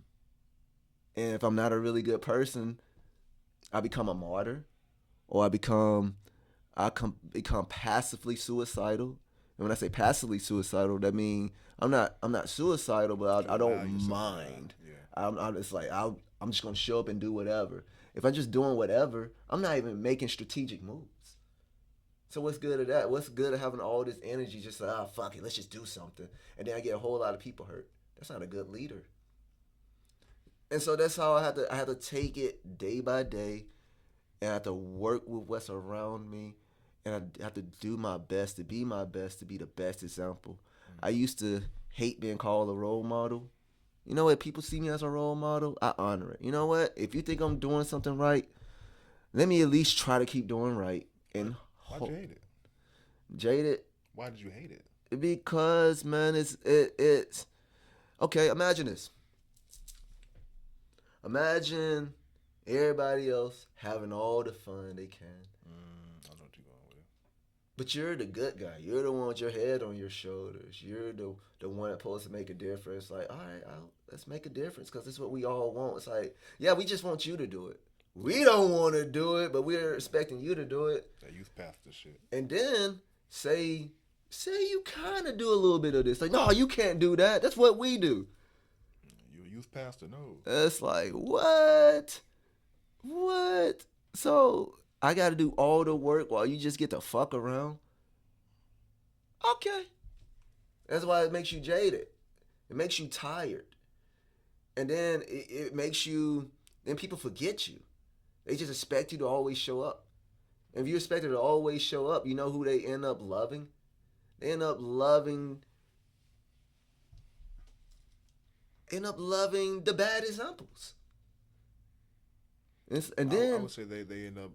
I don't want to cut you off once again. Just adding Yeah. some real shit. I would say shit.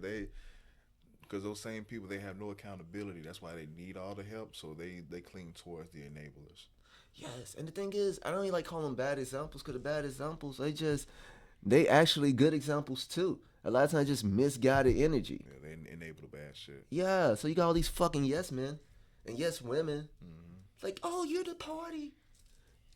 But then as soon as that person mess up, what they do? They turn on them. They turn on it. It's like, oh no, they was always they're so horrible. It's like, but Bandwagon you was shit. okay with all this horrible stuff, but this is when you like, oh no, we don't rock with that. It's like, what about all that other shit you was cool with? Now we're not cool with it. That's why, like, and this might, fuck it, I'll say it. I will never speak ill on Diddy. Yeah, I guess. I mean, he a freak, but I mean, that's his choice to be a freak. The reason why I won't speak ill on him because it's like, it was in front of our faces. It was right there. It was right there. But it's like, okay, it's cool because when people benefit from it, it's cool. But when it becomes like popular to hate something, everybody want to jump on the bandwagon, and it's like, oh no, person's so horrible. Okay, let's look at your life. Let's look at what you're doing. Let's look at what you allow. And it's not. And I'm never trying to. I don't like pointing the fingers at people because that's inefficient. What I'm saying is, like, at some point, yo, we gotta wake up and say, like, damn, we gotta make this shit better. We gotta stop relying on these people we think are better. No one's better than us. People just be having more money and more clout. That don't make them better than you. People don't realize their own power. And that's the frustrating part. And, like, I'm a powerful individual. And people like, well, how can you say that about yourself? Because I look in the mirror. Because I've made it 34 years in this life and I'm still alive. I look at my life on a micro levels and I say, damn, I did that. When people are like, well, I didn't see you do it. Who the fuck are you? Yeah. What are you doing? Facts. I saw me doing it. Facts. And it's like, bro, like, and that's why I don't mind, like, that's why I don't mind showing up. Because it's what I want. I say, what is the world I want? And I'm not waiting for the world to catch up. I'm living the life I want right now. And, like, if people don't get it, I get it. The other day I was talking to somebody. She said, I don't get it. I said, do you want to get it? She said, no. I said, well, you'll never get it. You'll never get it. And it's like, and we can go back. They never wanted to get it. They just wanted to show that you are different than their norm. That's why I'm okay with being wrong. I'm okay with being wrong in my language. Yeah. I'm okay with being wrong with my words. But I have to use whatever words I have, whatever examples I have, I hold on to them until I get better. What I respect and what I've grown into be, I respect about myself, if I'm wrong, dog, I will correct it and admit to the wrong at that moment that is wrong, so we can immediately correct that and be right again. Yes. But oh my God, I cannot stand the people that would like double down on their wrong or move the goalposts or just change the rules to where now their right fit or their wrong fits into a possible right. That shit's dumb. Like key example with it's broad but just key example. I'm watching Cam Newton's podcast and he had a female on there and he was talking his jock shit and he mispronounced a word. I forgot what he said. It could be eclectic or some other shit. He mispronounced a word and the female corrected him. Instead of in that moment, oh, appreciate it, thank you. He said, no, I said it right. That's my word. That's my word. That's retarded. No, you're right. That's retarded, man. But that's like an analogy. Like, if I'm wrong, okay, I appreciate it. But I had to grow into that shit. Yeah, I used to be Cam, bro. I used to be Cam, low key. Like I'm like, no, bro. If you're wrong, bro, just correct it then, because right after that snap, you're right again. So you saying that's why that's why I dig so deep into metaphysics, and I'm not gonna go deep into it. But I do a lot of individual studying on metaphysics and quantum physics. You know, because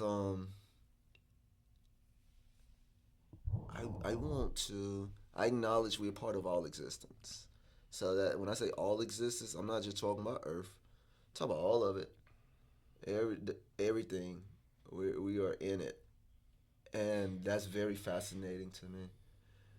It's so fast, and then I'm really into patterns, sacred geometry and shit, all that, and so like right now, all this shit. My bad. I mean, you know, we just shoot the shit. So like, the more you study patterns, And if you listen to oscillation or like the pendulum swing, Mm-hmm. if it goes this way, you got to come at that way. It's always a center. Certain patterns just gonna keep happening, and once you start picking up on it, especially it's an important word called synchronicities. Synchronicities are those little moments that only you recognize as the individual. So, for me, I believe we are all playing a game, and you have to play the game to the best of your ability. And so it would behoove you to, as we going through interacting with each other, because so we do, you have to be locked in on your objectives, on what's going on within you 1st. You have to. You have to. Like, what, and I quote the Bible a lot, if Bible scholars, they might look at me, you using that wrong. Okay, cool. But seek first the kingdom within. And all these things will be added to you. Huh? If you got to go within first, and if God is within, God, the creator of the universe, if you have the creator of the universe within you, I mean, you get to shape reality for you, man. You can be in the same room with somebody. Y'all have two different movies going on. One person, they can be sitting here quiet. One person just won $1 million. They up. They reality. Yeah. Hella fire right now. What people don't get though is like we're correlating to the whole movie analogy. Like just because our movies may interject in this moment, we gotta understand like we may still be in different scenes. Yes. I may be in the climax scene. You may be in like the down part of your scene. Yes. Shit, but yeah, it's really interesting, and that's when the more I accept that, the more I realize like, wow, I really cannot fix it for all. No, fact. And like in some places in the world, they have nothing but peace. And when I say some places, I'm not talking whole states, whole countries. So I mean like how this place is positioned within the universal mouth. I'm talking about things that are outside of our reasoning. If you can find these pockets, man, you can thrive in those places. The rich will get richer and the poor will get poorer. I think that's based off of the constructs that, too many constructs that have been made so people can have advantages on life and shit. But also think about just the natural constructs. Yeah. Just like some places, just like it's rich in soil that's hard to find. You have to find it and you got to be there. And you can even say this with energy sources, which are, when I say energy sources, I'm talking humans. When you're around the right people, bro, things go very right. Something you said, I don't want to veer off too much from it, but I wanted to, ad lib on it and chime in on it before I lose the point.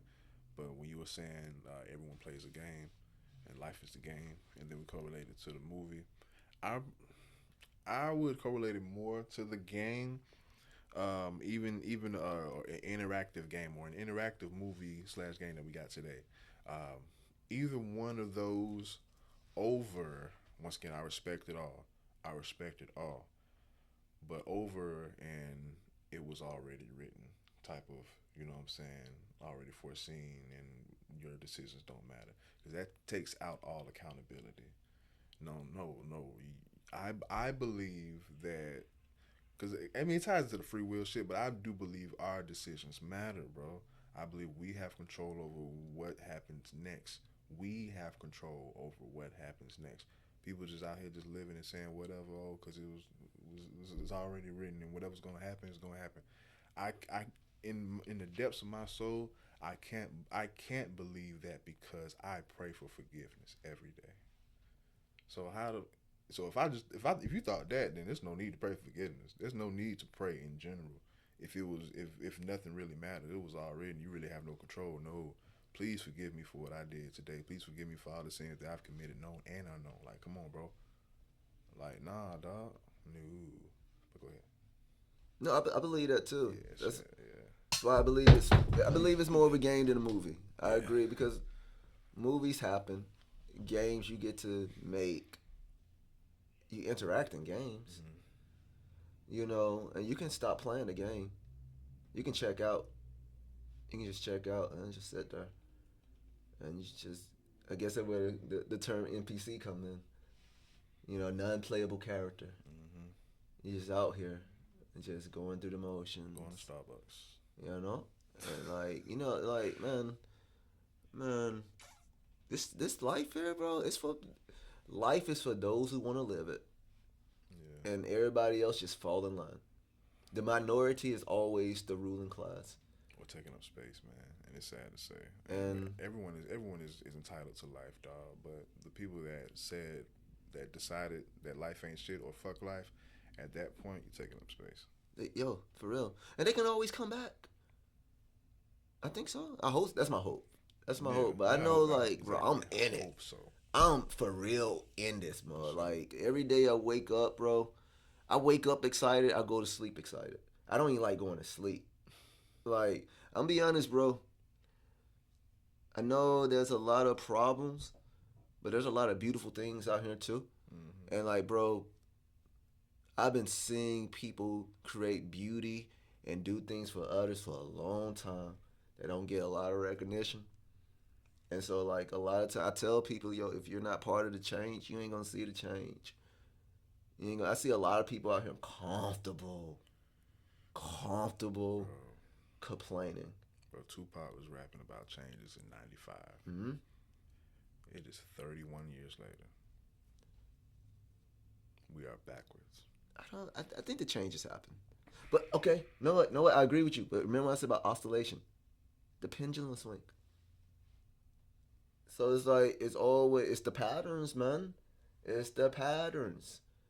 We go back and forth. So that, and even accepting that would like give someone like me discouragement to try to strive for the possibility of change.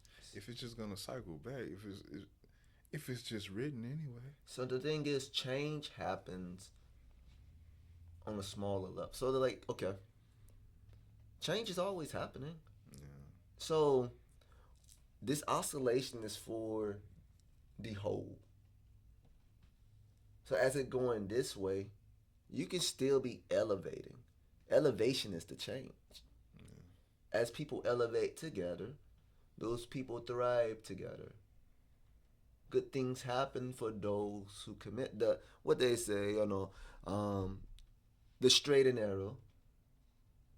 Those on the straight road. And this is not me I'm not talking morals right now. I'm not talking the societal good and bad. I'm talking about that which you know within. No, for sure. Those who are locked into that, change is happening for them. But exactly. Those that's don't care, how would they even know when something changes? Change don't happen because people are not even aware. They don't even want to open their eyes. They want to I'm just gonna. That's the vast though. And you gotta let them be. Do you agree that? You gotta let them be. That's unfortunate, bro. Bro, I'm telling you, man. You can love them all you want. You go look at Jesus. When did people love Jesus the most? When do people love anyone the most? When they're giving you something. Oh, I said when you die. Well, no, I'm talking about when he was alive though. When he was alive, when Jesus bread, fish, doing all these miracles. Oh, we love you. He was a rock star. But it's hey man, when old boy's I want to follow you, Jesus, but my dad, he's dead. Go bury the dad. I want to follow you, Jesus, but I have all this stuff. I can't because okay, well go be with that. But if you really want to be free, let's go. Peace is over here. Do you really want peace or no? In the Bible in Proverbs it said when the man found that good thing, he sold. It was a pearl. He sold everything, bought a plot of land, dug it, and hid that pearl there. It's so small. It's so precious. That's change. A lot of times people find a good thing. It's I'm not ready for it. Nah, I got to go do this first. Okay. All right, go enjoy your familiarity. Nah, but that's what faith is. Faith. You can't use so we don't really see it with our eyes. We see it with our mind. Mm-hmm. Lean not into your own understanding. That understanding that's coded in carnality. Carnality is this animal that we in. You know, wisdom and oh man, I'm telling you, man, we better tap into our divinity. Like this shit is gonna keep repeating because the majority wants it to keep repeating. We are the people. I feel like I feel like the majority are just lost, and a very little minority understands how to control the majority so that shit can be repeated because they have most advantages. I do have a question for you though. Yes. I don't want to like end that. That's the end all be all on that subject. You can definitely tap back in. Now we can keep flowing. We can keep before flowing. we wrapped up, cause we almost at 2 hours. Oh snap! Yeah, cause that's an hour, and cause we had to stop. We had 157. Oh man, I didn't realize it that point. Yeah. But as far as you as a DJ and you rocking the house, bro, can you give a 2-part memory, man? Can you recall your best show and your worst show? My best show was the first solo show I did at Betty's at Belmont, and I called it solo because you know, the first time DJ at Betty's, I think it was for the Bold Trifecta. It was either for the Bold Trifecta or it was a show I did with 3 to Real. I can't remember which one came first because that was an interesting time. But so that third one I did, I was really burnt out, bro. I was so exhausted, and I had just I had did a favor for my bro Mason at the Bunny Club. He was a big promoter there. He needed me to open up for the EDM show, so I just did it. I did a small set just to, cause I understand like they needed music going, you know. So let me do this. I didn't really want to be there cause I was tired, but I did it real quick. Dapped out. I was like, I'm about to bounce. And I went next door to kind of sneak out because I didn't want people to see me. So I went through the little patio to go through Betty's. And bro, so I love the saxophone. If you wanna set me up, just play a saxophone. It was just, that was like my life is over because I gotta come listen to it. It was a dude on a saxophone with whole band, and like they was just jamming. I was like, yo, it's magical right here. Was it Austin Paul or no? Huh? Was it Austin Paul or no? Do you know?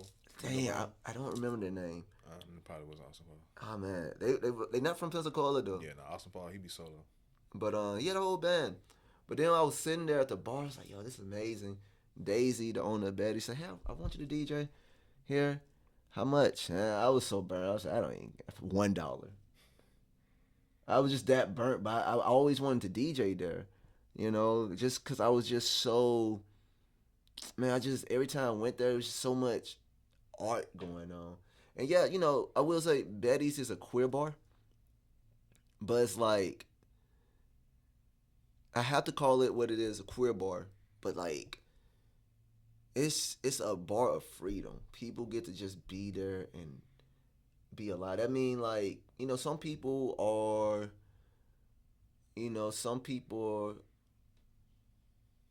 have a ideal LGBTQ plus, and I'm a straight man, you know, but it's like I don't need a flag to be straight. Same. You know what I'm saying? It just is what it is. It's like okay. Even though I think there is a straight flag, but.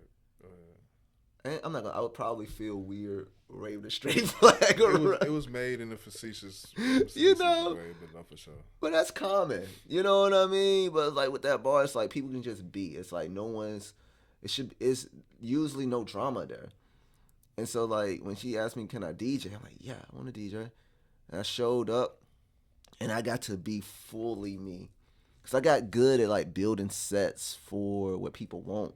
But now I just played music I loved, and I got to MC, and it's like I love a lot of music, so I didn't have to hold back at all. I got to play everything, the weird stuff, the cool stuff, and the room ate it up. And for me, that was me coming back to life. It was like, wow, there is room for the most authentic version of me. I don't have to keep doing as much thinking as I was doing. I'm over here thinking. I'm listening, but as I'm listening, I'm just thinking about just ideas and just plans and shit. It may be some off camera shit, but you know what I'm thinking about? What's that? That'll be dope. It don't necessarily have to be jackets or some shit. Because I'm thinking jackets just because of whoever's selling the jacket, you get a lot of return on the revenue because it's a jacket. But like a jacket party or something similar to where, like say, it's a queer bar, but it's free. Yeah. So let's say this is like a jacket party, but certain jackets indicate your orientation or your preference type shit. So, but like you pre-order these jackets or whatever, or your jacket, and then you show up to the party in that jacket. You know what I'm saying? We have jacket for the straight people, jacket for the pan people, jacket for the gay people, jacket for the bi people. But everyone's welcome. You know what I'm saying? It don't have to be jackets. I mean, something to sell, something to sell. It could be a hat. It could be a hat. It could be a shirt. You get some shit. I think that would be dope for like a venue to do that. Like they sell because people can see it as divisive, but if it's for like an objective, inclusive thing, I think it'll be dope. That way, people won't be like, I ain't don't get like don't mistake me for nothing. No, we all welcome, but I am who I am in this space. I think that is dope, man. I really do think it's dope. It's just dope, and I had to learn this interesting way. Like at the end of the day, consent is real. Yeah. You know what I'm saying? It's like just people just gotta people gotta accept themselves and know themselves, and people gotta communicate, and people gotta understand that. Yo, talk, just talk. Like have I had, and not necessarily at Betty's. I'm just talking about in general, just in my whole life of existence. I've had a lot of dudes, come on to me, and I just let them know, yo, I'm not on that. That's why you need a jacket. Respectfully, you know what I'm saying? It's like, I'm not going to make you feel weird. Mm-hmm. But as someone who has also, like, shot my shot at a lot of women, I love when a woman is cool. It's like, no, I'm just not into you. And it's like, cool. And at the end of the day, you don't know unless you know. That's why I'm like, those jackets and shit will let you know. Hey, straight over here. Yo, for real. And you'll see that from afar, so you won't even waste our time. And I spare the embarrassment or the disrespect, because I'm not with that, because a lot of people would find that disrespectful, especially if they're not familiar with that space. Because I saw it with the trans bathroom, kind of the genderless bathroom. I peeped that, but with you saying that, it kind of ties in together, because I only went to support artists and showcase. I never really, know what I'm saying, no disrespect, but I see why I never really, know what I'm saying, because it's that. I just thought it was, progressive, and, just all inclusive. I know aim towards that. And it is very all inclusive. Like, when I say nothing crazy be happening, like, I feel like you'll see crazy stuff happen at, I don't want to name a place. I can say this place. Okay. I feel like you see something crazier at Seville. Oh, yeah. You know what I mean? It's like, I feel like it's just not. I feel like sometimes when you hear queer bar, people just think it's just people in there like, just a lot of PDF. Like freaks are at Seville. You know what I'm saying? You want to see some freaks? Yeah, you go around the corner. It's so chill, bro. It's like I be having the best conversations. People just, one of the most powerful things I saw was like, these two black people there. They would be what you would see, like super masculine black men. Man, they was just dancing, bro. Like, not dancing necessarily together, but like they was like little kids. Like, you could see how safe they felt. It's just like, they were just happy, bro. I want people to be happy, bro. Like, not on my preference of happy. I just want people to know they're happy. And just, life is so serious. I just want people to have a lot more spaces where they can just relax and just enjoy the fruits of their labor. We work so damn hard.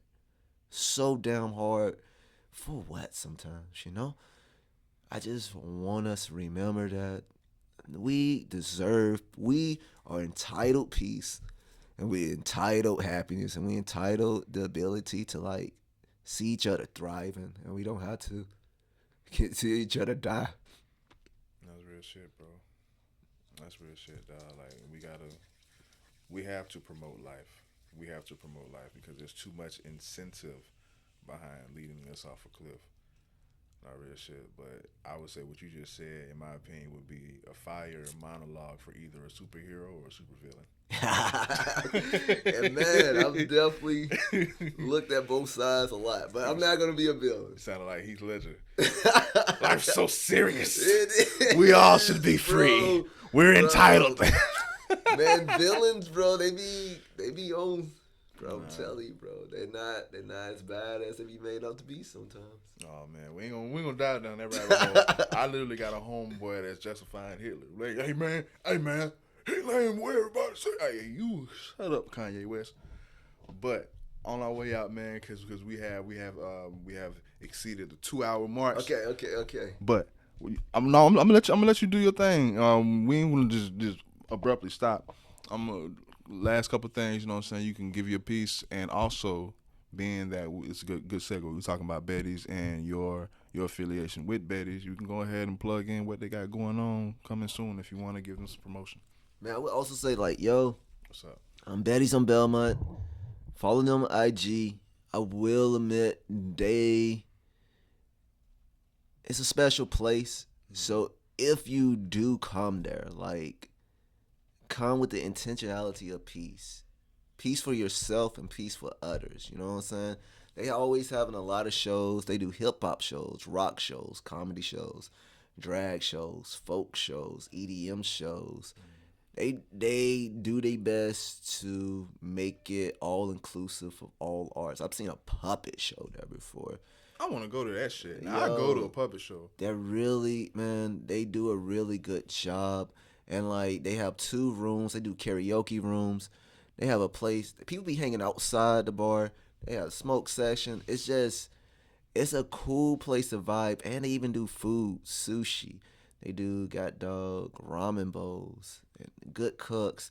Man, like, it is a really good place to go. I also want to plug the Chapel. That's the new nightclub. We had our official opening on Valentine's Day. That's at the Chapel is in the old Sacred Heart Hospital. The easiest way to find it is to put Ozone Pizza. Ozone Pizza and the Chapel, they share the same building. And the Chapel is another part of the Studio 228 conglomerate. And Studio 228, that's where you have the radio station Sandcastle Radio. You also have a dojo attached to that, belly dancing, a boutique. It's a place. They have a workspace for artists. They do art galleries. It's a place for the arts. You know, it's for the community. It's for artists. It's for elevating and pushing us into, a very beautiful state in life.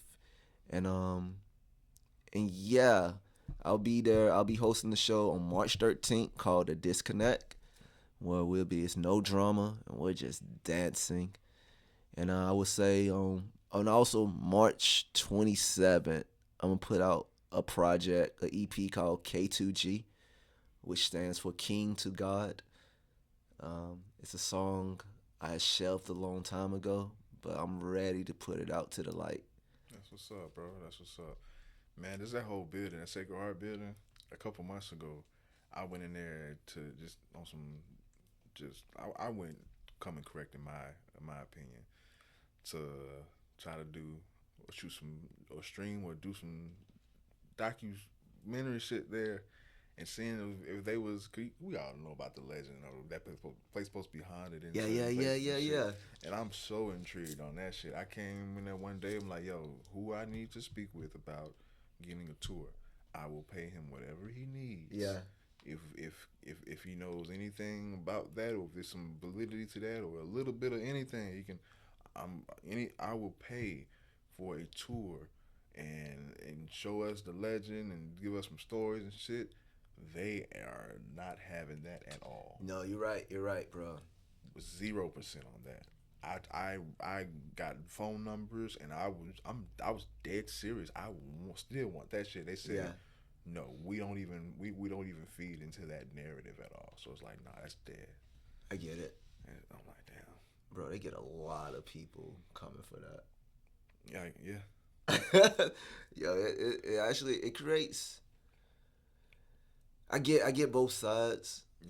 but it creates such. But I wasn't like, yeah, it creates a bad. I see how it create a bad stigma on the place, but also more of an intrigue and more attraction to whatever else is going on there. But in my case, it's like I came serious, and I'm like, yo, I'm willing to pay you all, not for no tour, cause you can show up for a tour. True. No. I'm gonna bring a camera and like I will pay you all hundreds of bucks to like just for like 2 hours of us going to the top and to the bottom of this bitch. You know what I'm saying? I want to see I want to see that old elevator, the picture that I saw. I want to see that shit. I'm like, and I really was trying to politic that shit. And the next day I called the dude. I had to catch him early too. He was like, "Oh nah, we don't do none of that." He wasn't having it. He was not having it. I'm like, "All right, cool." Just hang around the place, you know. That's what I did the first time. Cause the first time I went up there, I went there thinking I can schedule it, thinking it like I would have more of a success going in person. FaceTime. I went to the left, the little office and shit. They gave me some guy's number that does the tours, but I gave them my name and showed my face and let them know that I was serious. But that day, when they said that you can still walk around, I did do some exploring. Yeah, I did do some exploring myself for sure. But no, man, got balance in the building. I got one more plug. One more. I almost can't forget. Radiant Reese.